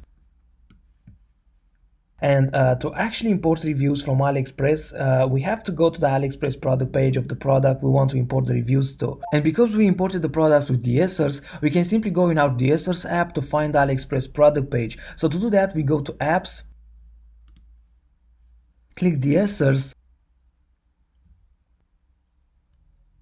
and in here, let's go to Import List. And now let's pick the product we want to import the reviews to. So let's go with this one, and all we have to do is to click here. Now that we are on the AliExpress product page, we click on Import to Lux widget that we just added to our bookmarks tab, and for the import to, we're gonna select the product from our store that we want to import the reviews to. For the rating, let's pick 4 stars and up. Now for the countries, you can leave all countries, but the translation is not going to be always on point. So if the product has a lot of reviews, it might be a good idea to choose USA, UK, or maybe even Canada. But I'm going to leave it as all countries for now, and for the translation we leave it to English. But if you choose USA, you can pick do not translate from this list. Now if you only want reviews with photos, you can check this box right here, but if you want both, you can leave it unchecked and click preview and import. Now on this page we can either import or reject these reviews. Import will obviously add a review to our product, and if we don't want it, we can just click reject. Now moving on, the next and the final app is Klaviyo, and to install this app you can simply go to Shopify App Store and search for Klaviyo. And it's going to be the first one right here. Now everything in this app, it's actually getting done on their website, but it's a good thing to install it through Shopify because it will be easier to set up the account, since a lot of things will be pulled from your Shopify store this way. Okay, so this app is a very important tool for your email marketing. It's actually one of the best tools because it allows a lot of segmentation and customization of your emails. And I know we haven't discussed much about email marketing yet, but it's actually one of the most important things in building your brand and maximizing your profits. Now more about this app is that you can create flows and send automated emails to your customers. Like you can create a welcome series flow where you welcome new subscribers and make them aware of your brand and stuff like that, or an abandoned cart flow, which is actually really important because that's how you can make a lot of money with this app, by recovering those abandoned checkouts. Alright guys, so like I said in the beginning, I try to keep this one simple and not overwhelm you with too many apps, and I hope you found value in these app lessons. So thank you for watching guys, and I'll see you in the next one. Hey guys, in this lesson we're gonna optimize our store to increase the conversion rate, so that when someone visits the store, they'll have more desire to actually purchase something. Now that being said, let's hop into the first strategy, which is to have a one-click checkout process. Now most Shopify stores have by default a 3-step checkout, which might make some of the potential customers to abandon before paying. So what we want to do is to change this to a one-click checkout process, because let's be honest, if I am the customer, I'd rather have a one-step checkout process instead of 3. So to do this, we need an app called one-click checkout, which is this one right here. Now you can find this app in the Shopify App Store following the same process we did in the previous lessons. Okay, now the second strategy is about your product description, and I know we already discussed about what you should include in it, but another good thing that I believe will make a difference is to add a video in your product description, which can be maybe an unboxing, or you can actually show the product in action, show how it works, because these things are actually going to be really beneficial. Because let's be honest, even when I want to purchase something, I actually look for a video of that product in real life to hopefully see exactly how it looks and how it works and how it can actually benefit me. So adding a video in the product description is definitely a plus that will actually improve your conversion rate. Now there's a good chance that you can find the product on Amazon, so you can order it from there and have it at your doorstep in just one day. And I really believe that this is a great investment because you'll need to make some video ads as well, so having the product yourself, it's a game changer. And another strategy for the product description is to add a satisfaction guarantee, like a 30 days money back guarantee and free return, which I already added to the products we have on the store. So I'm actually going to show you right now by going to one of the products. Okay, so here's our guarantee. So we offer a 30 days money back guarantee if something is not as described or the customer is simply not happy with the purchase, and the returns are free within 30 days as well. Now the last strategy for the product page is to actually have photo reviews from customers, and I know that most of you probably don't have customers yet, but you can use an app called Lux to import photo reviews from AliExpress. Now I already showed you how to do this in the paid apps lesson, so I'm not going to do it again, but I just wanted to mention that this is actually a very important factor in increasing your conversion rate. So if you haven't done this yet, I definitely recommend you going back to the paid apps lesson and follow the steps to add some photo reviews to your products. Okay guys, now the final strategy is to add a currency converter to your store, and to do that we're going to use Best Currency Converter, which is actually the name of the app. So I'm going to install it right now and do the setup process with you. So in the App Store we search for Best Currency Converter,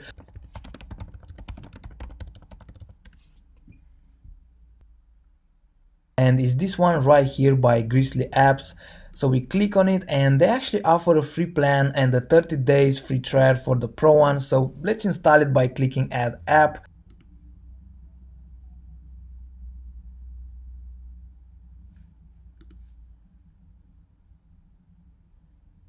Now we have to select the membership plan, and I actually want to go with the elite one because it has an auto switch and up to 164 countries. So I'm going to the bottom, I check the I read the terms box, and then I click the choose this plan. Now there are a few things that we need to change in the currency formatting. So to do that, I'm going to click here to see how, and then they are going to send us on this page where we have the instructions. So what we have to do is to go to settings, so let me do that. And now here where it says store currency, we click on change formatting.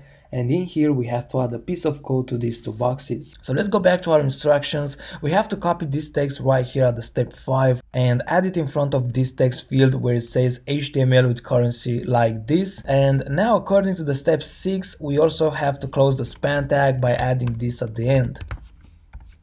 Alright, now we have to do this for the HTML without currency as well. So again, we add this piece of code at the front and then we close it by typing this at the end. Cool, then all we have to do is to click save. And now we can go back to the settings. And as you can see, we successfully finished the setup, and if you want you can adjust the settings according to your needs from here. But now let's actually go to our website and see what it looks like. Okay, so we can see that our currency automatically changed to the visitor currency, which for me is in British pounds because I'm in the UK. And if we scroll down, we can see that the product prices are also in pounds now. Cool, so the app works fine. Now one thing you can do is to actually go to the settings and change some of the colors. Alright guys, I hope you found these tips useful and that you enjoyed this one. Now with this lesson we actually conclude our first section of this course, so I just want to say congratulations for coming this far and for completing the first section, which is also the biggest. And I believe this shows that you're really serious about starting this journey, and I'm just happy to have you here. So that being said, thanks again for watching, and I'll see you in the next section where we will mainly focus on finding winning products and more stuff like that. Hey guys, welcome to the first lesson in this section. In this one I want to show you how you can find winning products using TikTok, and more importantly I want to show you how you can do this for free, because as you probably know already, out there are a lot of paid softwares to find winning products, but if you're a beginner you probably don't want to spend like 20 bucks a month on that. So don't worry, in this lesson we are going to focus only on the free methods, so you don't need to spend anything to use them yourself. Now TikTok is actually one of the best ways of finding winning products this year, and obviously in the next years as well, so I'm really excited to share this with you guys. Now without further ado, let's go to tiktok.com. And the first method that I want to show you is how you can use this search bar right here to find Shopify winning products. So there are a few keywords that you can type here which will show you videos with products made by Shopify stores. Now the first keyword that I want to search for is get yours now. So let me type that in here. And boom, now most of these videos are dropshipping products. These are the top ones, but just to show you that they are dropshipping stores, I will open a few. So let's open this one with 2.6 millions of views, and this one as well, which has like 14 millions, which is insane. Now let's click on the creator right here. And here's the link. I'm going to click open anyway. And boom, this is clearly a Shopify dropshipping store. Now before I give you the rest of the keywords, I just want to mention that this method works better on your phone, because there you can filter the results so you can see only the videos that were published yesterday or in the past week, month and so on, which is actually very lucrative because you can find products that are actually being promoted right now and they're probably selling right now, because no one will spend time and money creating those videos without making money. Now of course there are a few signs that you should consider before choosing the product, like how much engagement the video has, how many views and how recent it is. So this is also something to keep in mind. So for the next keywords, I'm actually going to move on my phone so you can see what I'm talking about. Alright, so besides get yours now, you can also use free shipping worldwide or 50% off. So let me search for free shipping worldwide. Now to filter the results, we tap here, and where it says date posted, you can choose to see videos that are either posted yesterday, this week, and if you tap more, you also have the options for this month, last 3 months, or last 6 months. You can also sort them by likes or relevance, but for now I will choose this month and tap apply. Alright, so as you can see, pretty much all of them are dropshipping ads. I mean, they're not literally ads, but this is content posted by Shopify store pages, which can be really profitable if you get some of the videos to go viral. Actually, besides the product costs and taxes, this is pretty much all profit with no expense besides ordering the product. So yeah, it's actually insane how much money you can make with just a couple of viral videos right now. And it's not that hard to go viral either. All you need is a good product that really has that viral factor and a decent video. Now, there's another way you can find products, and it's not by seeing Shopify stores promoting their product. So this will kind of give you an advantage because you can actually be one of the first Shopify stores to take the product to the TikTok market. So this translates into more potential to actually go go viral and make a lot of money. And you can do this by typing Amazon finds here in the search bar. Again, you can filter by this month or this week, however you want. And the thing about this is that pretty much every video with Amazon product is almost always a dropshipping product that you can find and sell yourself on your Shopify store. Now let's actually have a look around. And as you can see, these are either dedicated Amazon review accounts or personal ones. And they are doing this because they are affiliates, so they get a commission if someone purchases from their link. Now a very cool thing here is that these videos got hundreds of thousands of likes in just a few days, which is absolutely crazy. I mean, look, this one got like 1 million likes, which is insane. I mean, you'll probably make a lot of free money with a video going viral like that. Alright guys, this is how you can find winning products using TikTok. Hey guys, in this lesson I want to show you how you can find winning products that are selling right now using Facebook. So what we're actually going to do here is to make Facebook to show us only ads in our newsfeed. Now one very good thing about this method is that it actually shows ads that are currently active, meaning that people are spending money in that very moment to promote those products. And if the ad has a lot of engagement and views and it's still active, it most likely means that the product makes them money. Because if the ad has been running for quite some time and has a lot of likes and comments, both new and older, and as long as you still see it in your feed, it means that the ad is still running, which means that the product makes them money. I know it might sound a bit confusing, but it's actually very simple. So if the ad has a lot of likes along with both new and older comments, it means that it has been running for some time, and if they still pay for it to be displayed, which they do, it brings us to the logical conclusion that the product most likely makes them money. Because if a product doesn't make any money, after a few days or maybe a week, you will turn off the ad. So no one will pay for an ad to run for days, weeks or months without making any money, and trust me, Facebook ads are not cheap. So I hope this makes sense, and I wanted to give you a short overview of the logic behind before we actually start using this method to find some potential winning products. So for this method, we first need a free Chrome extension called My Ad Finder. And to get that, I'm going to open a new tab and search for Ad Finder extension.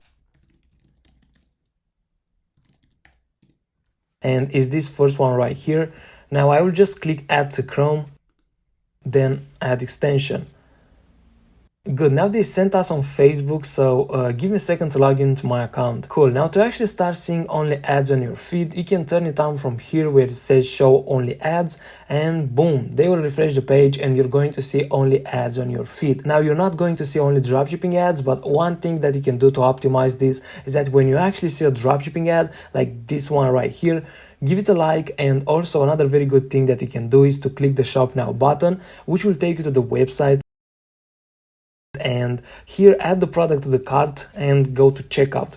This will actually trigger the pixel, and Facebook will start to think of you as an active buyer and will show you even more dropshipping ads. So just keep doing this and you'll start seeing more and more dropshipping ads. Now to find out if the product is actually a potential winner, we have to look for ads that have quite a lot of likes, let's say about a few thousand, and also if it has a lot of comments. So this way you can see if there's actually any real demand for the product. Now a good idea is to look at the comments and see how old they are, because if the ad has old comments, it means that they have been advertising this product for quite a long period of time, so the product is probably still doing well. Otherwise they would not still promote it. And like I said in the beginning, they most likely made money and they are still making money. So as long as there are also newer comments, that means that the product had demand and still has. So this is a good sign that the product is doing well and will most likely continue on that road. So let's actually find an ad here on our feed with enough likes and comments so I can show you this in practice. Alright, so I found this one, which is a cat product, and the engagement is quite decent. So let's actually look at the newest comments. So people were commenting here like an hour ago, which is a good sign. Now let's go back to the most relevant comments so we can see how long this ad has been running for. Alright, so this comment was posted 11 weeks ago, which is about 2.5 months, which is not bad. Now you can actually save this for later, because obviously you'll find a lot of good ones, and I don't actually recommend going with the first one you find until you do some proper research at least. So one quick way to save this is to go here at the top and press this heart icon. And to find it later on, you can simply go to the collected ads inside the extension. Alright guys, so this is how you can find winning products using Facebook. I hope you found this one useful. So thank you again for being here, and I'll see you in the next lesson. Hello and welcome to the first lesson in the last section of the course.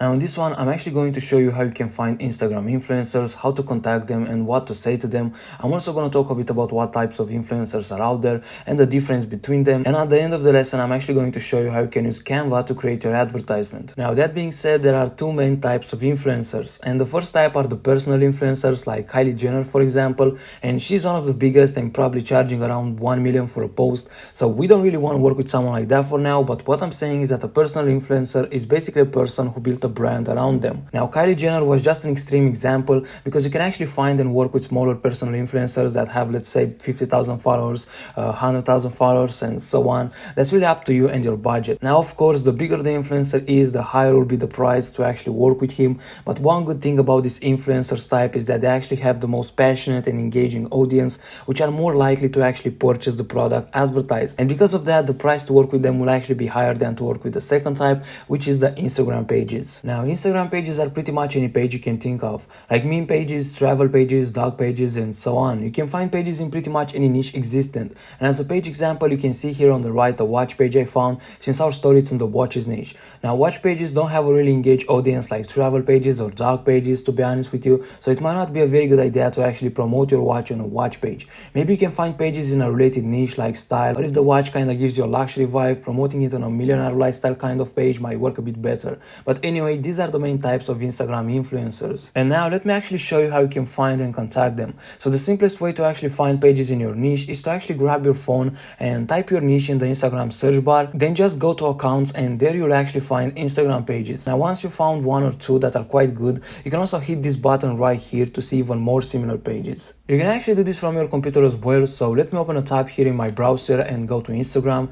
And here in the search bar, I will type, let's say, dogs, assuming that I have a store in this niche, and let's choose this one called Dogs of Comedy. And on the page, you can click this button right here to see more pages like this one. And here, as you can see, are more dog pages. Now, one thing to keep in mind is that pages that are verified are probably going to be more expensive than the ones that are not, but their results are also going to be better. Now, I actually didn't have any verified pages results right here, so I'm just going to click on this one. And here you can actually do this once again, and you'll see even more dog related pages. So you can do this as much as you want until you find the pages you want to work with. Now, another method to find influencers is to search your niche related hashtags. And one thing I want to mention is that this method works better on your phone, because on your computer you'll actually see only a few top results. Alright, so let me actually grab my phone, and in here what you have to do is to go to your Instagram search bar here on your phone, and if, let's say, your store is in the travel niche, you can search for hashtag travel, click on the hashtag travel right here,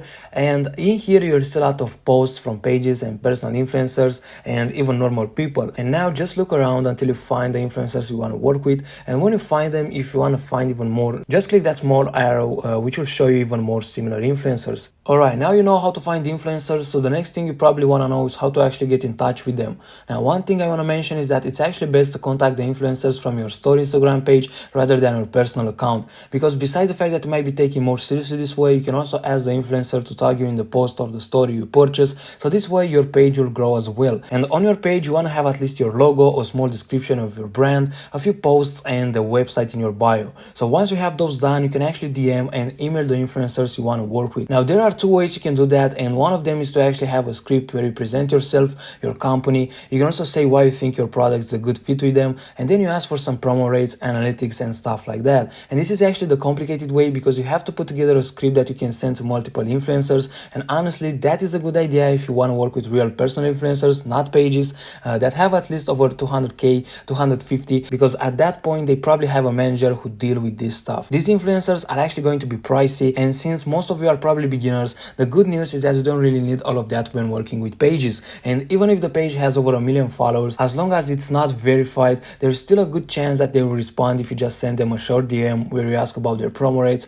and some analytics. So this is the method I actually want to focus on. Now, one thing that I believe is a very good idea when you DM pages is to be sure that they can see that your message is about a promotion even before they open it, because Instagram allows you to see the first 3 or 4 words from a message without having to open that message. And one thing to have in mind is that these pages actually want clients, and they definitely want your money, and your message will actually go in their request since they don't follow you. And because most of them are probably getting tens and hundreds of messages, you have to make sure you include include price or promo at the very beginning to grab their attention. This way, if they are doing promotions, they will most likely get back to you as soon as they see your message. So this is an example of a message I usually like to send. So for the first sentence, I will say like, "Hi, what are your promo rates?" And now you can add more to this message, like, "We are interested in a long-term collaboration," and stuff like that, if that's what you want. Or you can just send it like that and wait for them to reply. And then you can ask for some analytics or other questions you might have. But if you actually want to say more than just, "Hi, what are your promo rates?" make sure you say it in the same message and only after the question. And don't send them multiple messages, just make sure you include everything after the question, because if you send them another one, they will not see the question in the preview anymore, and they are probably not going to respond to you. Now after they respond, it's a very good thing to ask for some analytics of their page, and if you buy a story with swipe up, ask them for some analytics about that as well. Alright, so that being said, before this video comes to an end, the last thing I wanted to show you is that you can actually make your advertisement using Canva. Now these are the dimensions for both post and story, and I already told you about Canva in the previous lessons, but if you haven't created an account yet, I added a link in this lesson resources, which if you use, you'll get a 30-day free trial, which I think it's amazing, because if you don't have advanced skills in Photoshop and Premiere, you'll most likely need Canva a lot on this journey. And leaving the skills aside, Photoshop and Premiere cost about $40 per month together, and Canva is only about $12. And it's online, you don't even have to install anything. So great tool. Now to use it, let's head over to canva.com. And you can create a lot of stuff here, from Instagram Reels, Stories, even YouTube logos, and much more. They actually offer templates you can edit to do that, especially with the Pro version, which I think it makes things much easier than working with Photoshop or Premiere. So now as you can see, we can actually choose from here what we want to create. So an option would be to choose the Instagram story, because besides that it's way cheaper than a post, I think it's also more effective, because when someone views a post, they have a lot of distraction around, and also you can't add a call to action right away. People actually have to go to the influencer bio or to your page to be able to go on your website, which can drive away a lot of traffic compared to a story with swipe up, which takes the whole screen, and if they want to buy or visit your website, they can just swipe up and boom, they are on your website. So one thing that I recommend here is to actually use a video for your ad, because it's actually more converting than just a photo. And again, this is why ordering the product yourself, it's a great idea. Now I don't have a video for any of my products since I don't plan to sell with the store, but I'm actually just gonna show you what you can do here. So if you want to make a video story, you can use the Instagram Reels template, because the Reels are actually videos and they have the same size as a story. So if you want to create a video, make sure to select a template that is for a video. Now you can actually click here on video, and you'll have all their pre-selected sizes for different platforms and types of content. So let's choose the Reel.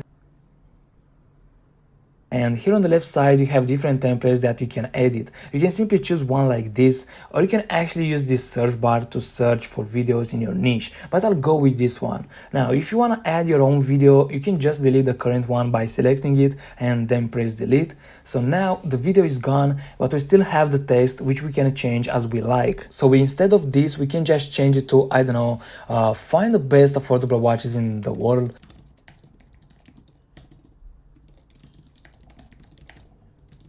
And this is not exactly what I would say in an ad, but what I'm trying to prove is that you can actually put your own text in here.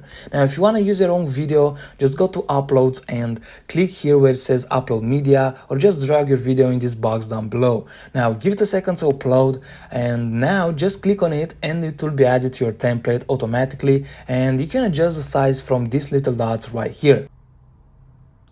Now you can also make a post or a story using a photo, so let me go back for a second. And by the way, don't worry about your design, because it's actually being saved automatically, so it's right here in the recent designs, as you can see. Now if you want to make a story using a photo, you can just click here on the Instagram story like this, and here you can add your own photo or use a template like we did for the video. Alright, so I hope you guys enjoyed this one and found it useful. I have the link for the Canva 30-day free trial in the resources of this lesson. So thank you very much for watching, and I'll see you in the next one. Hey guys, today we're going to set up everything we need to be able to create and run ads on Facebook. Then we're going to create a Facebook page for our store, and last but not least, I'm going to show you how to create an ad from A to Z. So the first thing you have to do is to create a business manager if you don't have one, and to do that we go to business.facebook.com.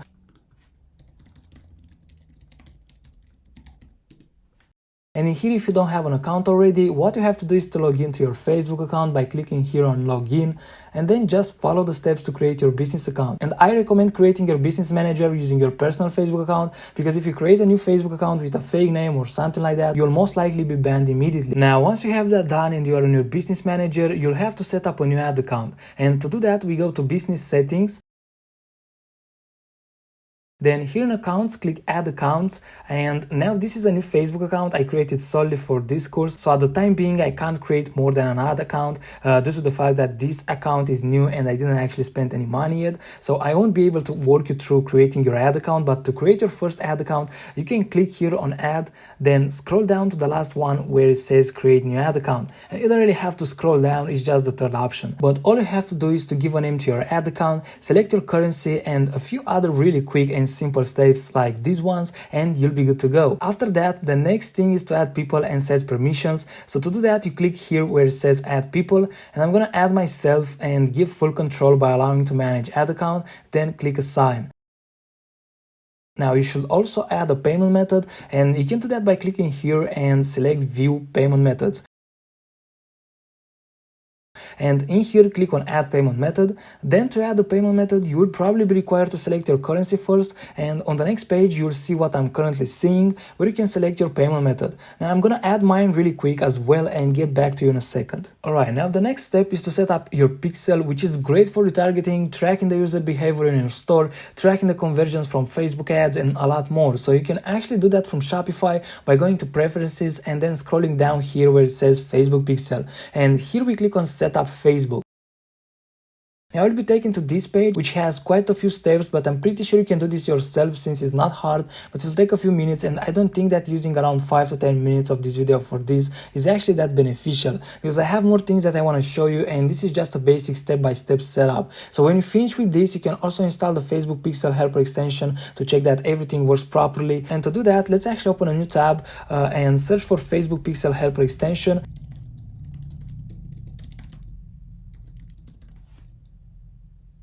And is this one right here. I already have it, but again, all you have to do is to add it to Chrome and you're good to go. Now the next thing we can do is to create a Facebook page for our store, because we want to run the ads from our brand page, not from our personal account or something like that. So we can actually do that from the business settings. So let's go to accounts, pages, and in here I'm going to create a new page by simply clicking on add and choose the last option, which is to create a new page. Now here you have to choose a category. I'm going to pick brand or product right here. Then we have to give a name to our page, and I'm going to say timepieces world.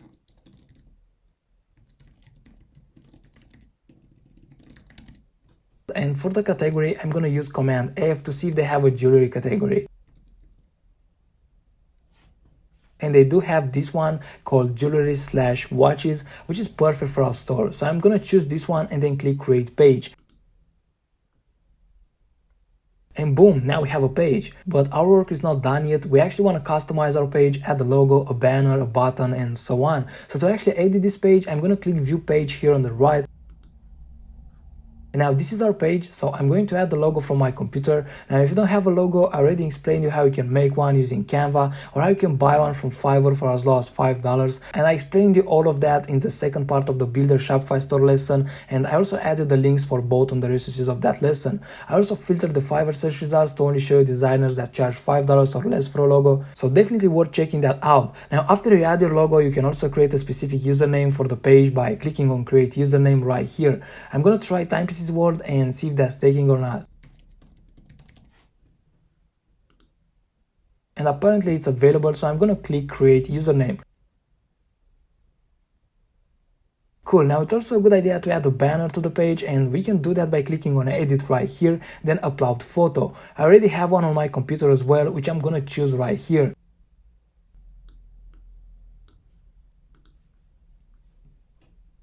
Alright, now I'm also gonna add a button, so I'm gonna click on add a button right here, and I actually want to add the shop now button, which is right here at the bottom, which is called shop on website. Now in here I'm just gonna add the link to the store.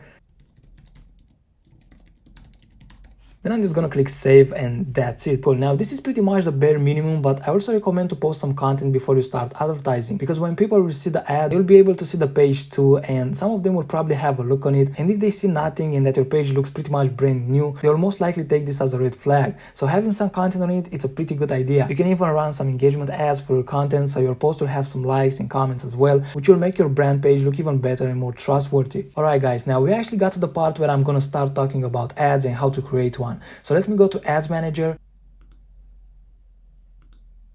And now to create a campaign, you can simply click on the create button right here. Now what you're seeing here are the campaign objectives that you can choose from, and for dropshipping, to be honest with you, from these campaign objectives, I only found useful the engagement, traffic, and the conversion objective, which is actually the most important.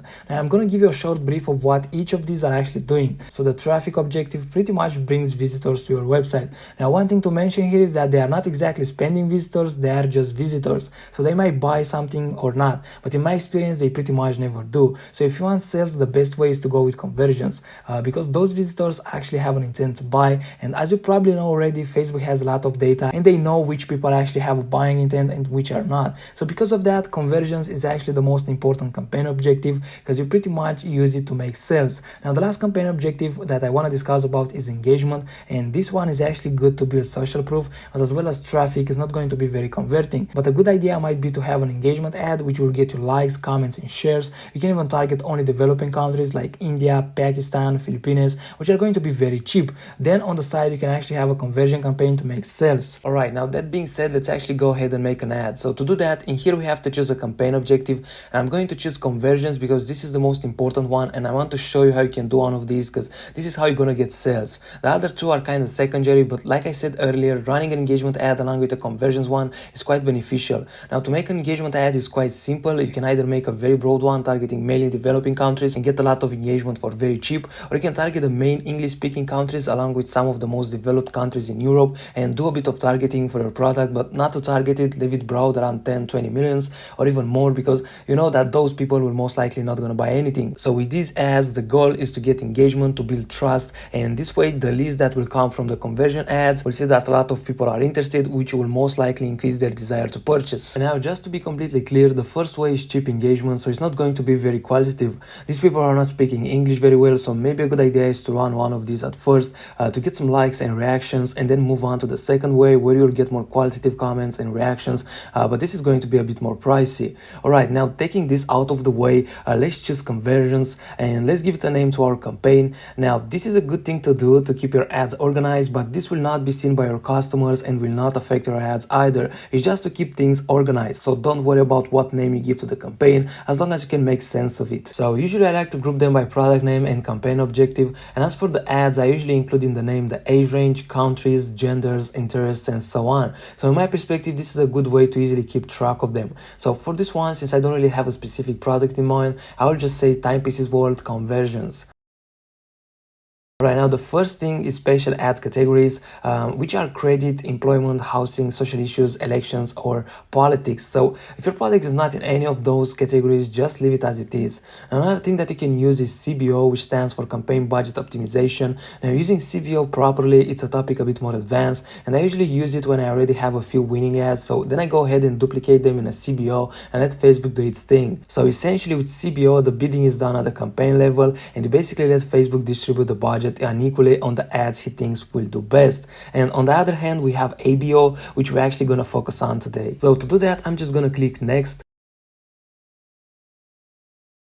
And in here we have quite a few things that we have to decide for our ad. So I'm just going to go through all of them in order. And the first thing here is the conversion event location, which in our case is the website. So we're just going to leave it as it is. And we also have the conversion event right here, where a very important thing that you should do here is to choose purchase from this list, because this is what your ad will focus on. And as you can see, you have quite a few options like add payment info, add to cart, and so on. But what we actually want are purchases. Alright, now moving on the right side we have our audience, which fairly estimates to how many people we're gonna market to. Now this is set to my country only, so no other countries have been added yet, but we can add more countries and I'm gonna show you how in a second. But anyway, these are basically the people we can promote our product to, which at the moment is completely broad, but we're gonna narrow it down by the end of this video. So if you scroll down, the next thing that we can change is our budget. You can either choose a daily budget or a lifetime budget, but the daily budget is best because later on, if the ad performs well, you can actually scale it up. So I'm gonna leave it like that. Now here you can actually change your budget however you want. Here says $20, but you can actually go lower or higher. So you can even go with $5 per day, but as you can also see here, the results are going to be lower. But if you want to test, you can actually make like 4 or 5 ads with different targeting and give each one of them a $5 budget per day and see what's best, which is actually quite a good strategy in the beginning, which I kind of recommend because you are still learning, and by doing this you can both test the product and gain some experience in coming up with new ads and stuff like that all at the same time. So this is one way of doing it. Now let me actually put it back to 20, and you can also schedule your ad, or you can leave it as it is and it will start immediately after you finish the setup. So I'm just gonna leave it like that. Now next we have our audience, and you can either create a new audience or use a save one. We don't have any audience saved yet, so we're just gonna create one. And the first thing in here are custom audiences, where you'll have your lookalike audiences and custom audiences, which you'll be able to create later on when you get some data to your pixel and build an email list. But for now, we're not going to use it. Now we're actually going to do the targeting for our ad, and what I want to mention here is that this part will actually change the estimated audience and our estimated daily results that are here on the right. And the first thing we can change here is the location, so we can add more locations like this. So for example purposes, I'm going to add United States. And now, like I just said, this will affect the estimated audience and the results here on the right. So now, as you can see, they have been increased. And now this is totally up to you to include the countries you want to sell to, but I just wanted to show you that this can be done. And for the age and gender, unless the product you want to sell is a gender product or specifically related to a certain age group, I kind of recommend to let Facebook optimize and find you the best people for your product, at least for the first ads. And then after you gather some data, you can customize your ads accordingly. Now, as for the languages, unless your website is in another language than English, I recommend you choosing English all. Now we also have the targeting, and one way to be very specific with your targeting was, and it still kind of is, to find real interests that people in your niche have.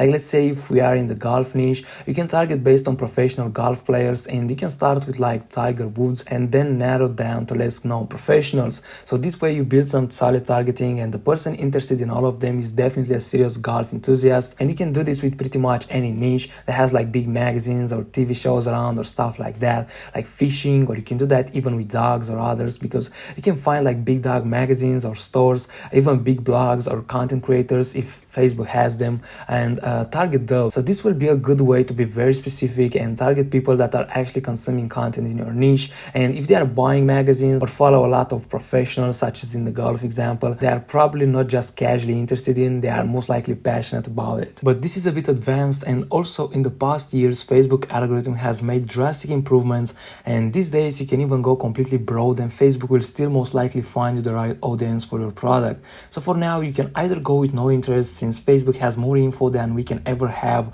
So you can try that and see how it goes. Let the pixel gather some data, and then you can maybe make a custom audience based on that. Or you can add some interest using your common sense, like you can type your niche in here and see what you can get. I will try with watch, even if it's a bit harder with this one compared to dogs or others. And we got some options, like if we want to sell a smartwatch, we can add that. Or we also have automatic, mechanical watch. This one says Watch Dogs, which is a game. So like I said, unless you go a bit more specific, it's not that easy with this niche. But let's assume we're gonna sell a smartwatch, so I'm just gonna pick smartwatch from this list. Now, like I said, I'm not going to focus on specific targeting in this lesson, but just to quickly show you, you can narrow it down by using this button right here and add another interest. And this way your audience have to match both these interests, so they have to be interested in both smartwatches and the second interest for them to actually see the ad. Also, another thing that used to be done in the past and is still kind of used these days is engaged shoppers. So you add your targeting, and at the end you narrow down with engaged shoppers. So let's say I finished and this is my targeting. So now I will click define further right here, which used to be called narrow audience until recently. And in here I'll add engaged shoppers. Also, another thing was to exclude dropshipping and AliExpress from your interests. Anyway, this is not really mandatory, but you can do it if you want to. Now, for the placements, in the past you had to go with manual because automatic was a bad idea. They used to spend money all over with no real optimization. But now, like I said, Facebook algorithm has improved, so if you are a beginner, it's not such a bad idea to leave it as automatic, at least until you figure out your ad performs the best. So for now, I'm gonna leave it as automatic. And the last thing here is optimization and delivery. This is to tell Facebook more about your margins and what you want to pay per result. So again, this is a bit advanced and I don't want to overwhelm you right now. Maybe I'll do Facebook ads course in the future where I'll go in depth with this stuff. But for now, I'm gonna leave it as it is and press next. Now, this is the page where we get to create or to choose the actual advertisement, which is the video or the image that we want to use to actually display and promote our product. But these days, I honestly believe that you should use a video. Now, the first thing here is to make make sure your store Facebook page and Instagram page are selected.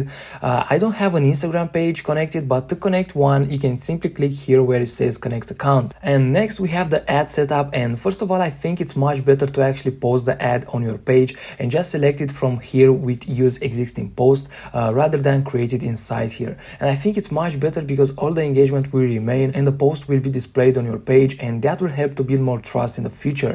Now, as for the creative itself, as before, I strongly recommend you ordering the product yourself and shooting some videos with it. This way your ad will definitely stand out among your competitors. And once you have that, if you don't have much experience with software editors, you can use Canva to edit your video. And I already showed you how you can use Canva to create an Instagram reel on the previous lesson, so you can just apply the same principles but this time with a Facebook video. Now, I don't have a video for any of the products on our store since, like I previously said, I don't plan to actually sell with it, and I think it's too much of a hassle to order the product from China, only so I can shoot a video for this lesson alone. But I'm just gonna walk you through all of this stuff so you'll know what's what. Alright, so here in the ad creative area, the first thing you're gonna see are these two buttons, which are add media and create video. And when you have your video ad done, you can just click here on add media, then add video to upload your video. Next you have the primary text, which is actually the ad copy or the caption if you want to call it like that. But you know what, let me actually upload the image with one of the products so you can have a preview here on the right. Okay, so now you can start your primary text using a hook designed to catch people's attention.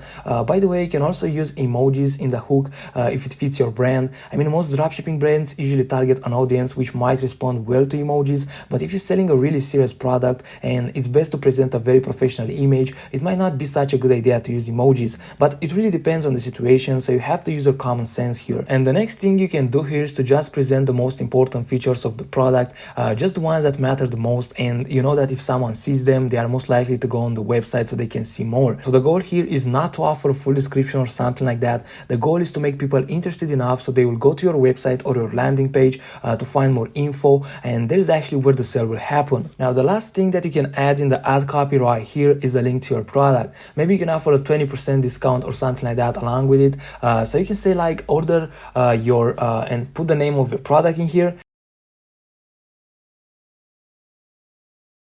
Today and save 20%. And then you put the link to your product right here. And you can also add something like order in the next 24 hours and the shipping is on us or something like that. That might add some scarcity, so if someone is really interested, that might be the cherry on top that might help them to make the decision to actually purchase. And if you say those things, make sure you actually offer them on your website. So don't just say it on your ads and then do nothing. Doing that will actually do more harm than good, and people will see your store as not trustworthy. So actually make sure you offer them on your website first. Also, a good idea if you decide to add that 24-hour window for the free shipping is to use an app on your store that shows a countdown time on your products that says the same thing, or you can just put that in the announcement bar. Now, if done properly, these things can really increase your conversion rate. Alright, now the next thing in here is the headline, which is quite similar to the hook. So basically this is like a second hook, if you want to say it like that. So basically this should not be longer than a few words, and it has the same goal, which is to make people to go on your website. But if you don't really have many ideas of what you can say, you can just use your product name, or maybe you can say that the shipping is free for the next 24 hours if you decide to use the method I just told you about. So maybe you can say that in here instead of saying it in the primary text. Next we have the call to action button, and it's best to change it to shop now or order now. So let me do that. And in here at the destination, just put your product link or your website URL, which takes them to the homepage if you use a landing page or you have a one product brand. Also, another thing you can do is to change your thumbnail if you use a video. I'm not, so I can't really show you that, but to do that, you can go up here and click this pen to edit the group, and in here you'll have an option to change the thumbnail. Alright, now as for the rest, there's not much else to be done. Our pixel has been already set up, so the next thing that we can do here is to click publish, and that's pretty much it. That's your first ad. Now it might take a few hours for your ad to be approved, especially if this is your first time using Facebook ads, but usually it doesn't take too long anyway. Alright guys, so this is how you set up your business manager and how you can make your first ad. I know this is inclined more towards beginners, but this is not a Facebook ads course, this is a Shopify course, and I just thought that adding a Facebook ads quick guide might be a good bonus. So I hope you guys enjoyed this one, and I'll see you in the next lesson. In this lesson, I want to discuss and hopefully help you figure out if you should choose a niche, make a one product store, or just go general, which I think is the most important thing to do before even thinking about creating a new store. Now, like I said, this is quite an important step, especially for a beginner, and the risk of not doing this right is to step in the wrong niche, where you can lose money, and even worse, you can get really discouraged if it's your first store and just give up. And I don't want that to happen to you, so I will do my best to explain each option as good as I can so you can make the right choice. Now, that being said, let's start with the first option here, which is to create a general store. So why should you create a general store? Well, that's a very good question, and the answer to this question is because you can create a store that is not attached to any particular niche, which means kinda infinite product options. I mean, maybe not really infinite, but you can basically sell different products without being limited to a particular niche, which is absolutely beautiful because you can test different products without creating a different store every time in that exact niche. And then after you find a few winners, you can go ahead and create a niche store around that product, or even a one product store with it, which I think is a very good strategy and a great answer to the question of why you should consider opting for a general store. Now, if you actually want to follow this strategy, it might be quite profitable to add a few related products along with the winning one, because those products might end up being purchased as well, which means more money for you and bigger margins with the same lead. Now let's move on towards choosing a niche, and maybe some of you don't know what a niche is, and if that's the case, a niche is basically a segment of the market on which a certain product focuses on, like let's say fishing or camping or golf. Now, a tip here is that you can also narrow down your niche, like let's say from the outdoor niche, you narrow it down to camping. Of course, there are going to be less product options, but also lower competition, since I don't think there are a lot of stores that are focusing only on camping. Now, you shouldn't really take my example as a direct advice for your store, but I hope you understand the idea that you can do this with almost any niche. And in my opinion, by narrowing down to a more targeted niche, you can speak directly to a more specific group of individuals who are interested in that particular thing, and your store might be seen as more exclusive and therefore a more trustworthy place. Also, another thing that I want to mention here is to try not to pick a really saturated niche, like making a very common clothing store or the usual bracelet store. I mean, it's nothing wrong to go into the clothing niche, but in my opinion, the best way is to at least narrow it down, like I said earlier. So instead of going full general with a clothing store, maybe you can do a suit store where you find a few really good quality suits on AliExpress and just make a store around it. I mean, the whole point is to not go into a niche that is already overwhelmed by thousands and thousands of stores and even real brands, or even worse, products that people can find even in a basic Walmart or Asda store. In my opinion, this is a completely no-go, and you should not sell products that are that easy to find. Instead, like I said, you should at least try to narrow down that niche to something that is not that accessible. So that being said, I hope you guys really got the grasp of how this works. If not, remember that you can always ask a question in the Q&A section, and I will do my best to get back to you as soon as possible. Now, here's a list with some niches that I think are a good fit for this year and beyond. And in my opinion, there are 2 or 3 ways to go from here. One of them will be to give it a bit of thought before picking a niche, and what do I mean by that is to do your research a bit more thorough than usually. There are a few ways to do a proper research, and don't worry, we're gonna cover the ones I think are the best in this lesson. But what I try to say here is that if you wanna go with this option, you should not rush in the first niche you see. Instead, you should do your research and find a niche that is still trending and have the most potential. Then just try to find the best products in that niche and build a store around it. Again, don't worry, I'm not gonna leave you high and dry. We're actually gonna cover this part later on in this lesson. The second way that I have in mind is to just do your research, but don't stay too long. I mean, you shouldn't stay too long even with the first one, but always do your best to make sure that the niche you're going in actually have some real potential and demand, and of course, the more the best. Now, having this in mind, you can find a few niches that you think have the most potential, and then find a good product or more which are trending and have some real demand in those niches. You can also do this the other way around by finding the products first with the methods I will show you in this course, and based on that, you can build a store in that niche. Then just put together a store for each niche you found and do some marketing for the best products. And by marketing, I mean Facebook ads, Instagram shoutouts, Google ads, or now even TikTok ads. Then just see what's working and what's not, close the ones that are not working and focus on the ones that are. Now, of course, the goal here is to find the working ones and then just scale them up. Besides that, you can also use this method to find good products in some particular niches and then build a one product store around them, or just scale them up to a point where you have enough revenue and traction to make them a real brand. But guys, I know and I understand that this method is quite advanced and you also need a bigger budget to pull this off. So this is why I actually put it as the second, but in my honest opinion, this is one of the best ways to go around. And this is why I actually decided to talk about it, because maybe later on when you finish the course and have a few stores of your own, you can come back here and maybe put this in motion. Now, before we move on to the third option, which is to create a one product store, I'd like to give you a small checklist to find if a niche is good enough to give it a try. So here's how I go about identifying a good niche. So we can use Google Trends or Google Keyword Planner to see if a niche have enough interest, which translates into potential customers. These tools show how many people are searching those terms on a monthly basis, yearly basis, or even from the beginning of Google. So this is a pretty cool trick in my opinion. Now let's go ahead and give it a try.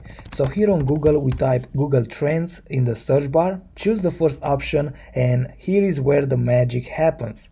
Now, I'll do this example with the golf niche, but you can pretty much do it with any niche you want. So let's type golf right here. So from here we can choose the country. If you plan to sell only to USA, you can leave it as USA. In my case it's UK, but if you want to sell internationally, you should choose worldwide. This way you can see which countries have more interest in that niche, so this way you can target only those countries. So for the sake of our example, let's pick worldwide, and for the time let's choose past 5 years.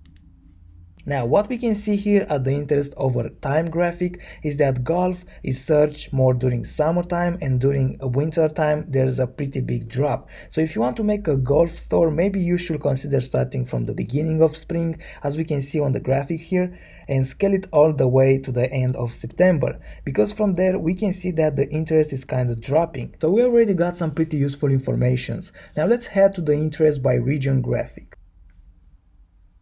Here we have two options to choose from, which are city or region, but we search for worldwide, so there's no point in searching by city. Now, here are the countries where golf was most searched in the past 5 years. So pretty interesting results. By knowing this, you actually know in which countries golf is searched the most, and now you have an idea of which countries you should target in your marketing if you plan to sell worldwide, which is really great if you were to ask me. So this is a good tool to help you decide if you should pick a niche or not, because it might be something seasonal like golf, and in my opinion this is a good thing to know before starting your niche store. The next point in our small checklist is that you'll need to find competitors in order to get a good grasp of what's working and what's not, what products are best selling, and so on. But we will cover this in the next lessons.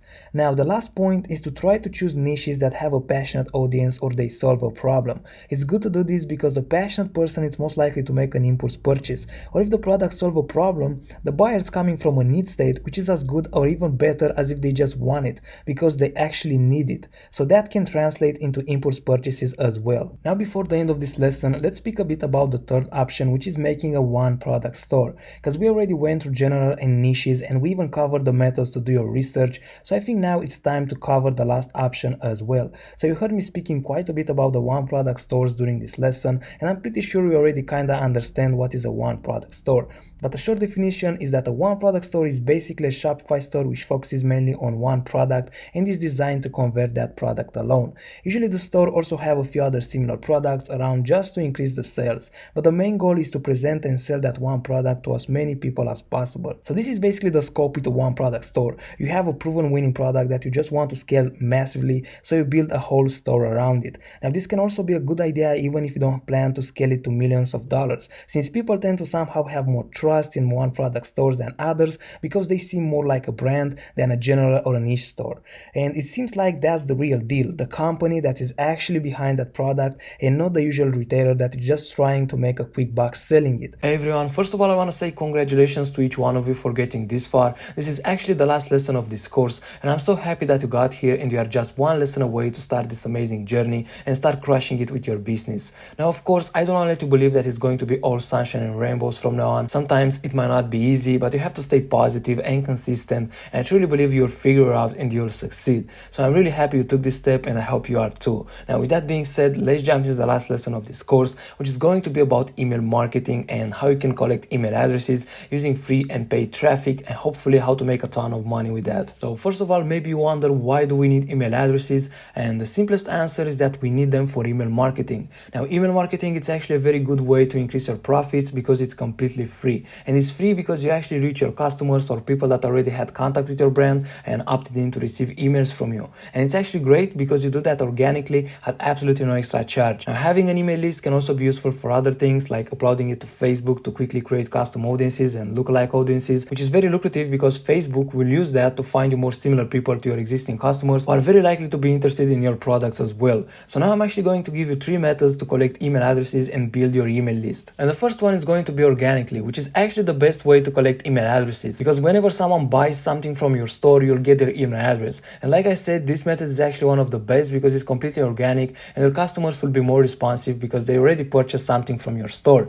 Now, besides customers, you'll also get email addresses organically from your abandoned carts, which is really great because sometimes you'll get a lot of abandoned carts, which takes me to the next method, that is to collect email addresses using free plus shipping. Now, free plus shipping is essentially selling a product for free and charge the customer only for the shipping. So this method used to work in the past and you could make decent profits, but you can also use this method to grow your email list because you can find products that cost around 50 cents up to $2 along with the shipping and then charge around $5 for the shipping, so you break even or maybe even profitable. And what's actually great about this one is that even if they buy or they abandon their cart, you'll still get their email. So free plus shipping is irresistible for most because everyone wants something for free, especially if they're actually interested in that product. So you can use this method to actually get leads that can bring you more sales at no extra cost in the future. And I think that this method is much more valuable than just doing free plus shipping where you charge like $9 or $10 for shipping, because a lot of people might feel ripped off when you charge that amount because you're not sending a laptop or a TV to, I don't know, make it a bit more realistic. So this way you bring people to your website and they spend a little bit of money and then you can make profits by upselling them more expensive products. Now the last method is to run giveaways, which is actually quite a powerful way to get new email leads, but this method requires you to spend some money, and if you're a beginner it might not be the best idea for now because obviously you want to give away an in-demand product, and I don't want to say an iPhone, but at least a trending product, maybe an Amazon bestseller or something like that. Of course you can also give away your own product, but I think that should be at least $50 and you have to make sure that there's an actual desire for that. Now to let people know that you are actually running a giveaway, besides using paid traffic, you can actually have that in the announcement bar on your store, or you can have a pop-up that will appear after about 5 seconds where they can sign up using their email address. Alright guys, now that's it with this lesson. I really hope you found value in it, and as I said in the beginning, this is the last lesson in this course. So I hope that you are happy and satisfied with the decision to take this course and that you learned what you wanted to learn. I did my best to present you a lot of advanced information, strategies and hacks, and I do hope you'll take advantage of it and you'll build yourself a successful Shopify store. Now if you like this course and you found it useful, I really appreciate if you can leave a review. You will probably be asked to do that now at the end if you haven't already. And also it will mean the world to me if you can recommend the course to a friend or someone that might be interested in dropshipping with Shopify. So this will help me a lot because I invested a lot of time in creating this course and I did my best to provide as much value as possible and be completely transparent, and I hope you guys saw that. So that being said, I wish you a lot of sales and success with your stores, and thanks again for taking the time to finish this course.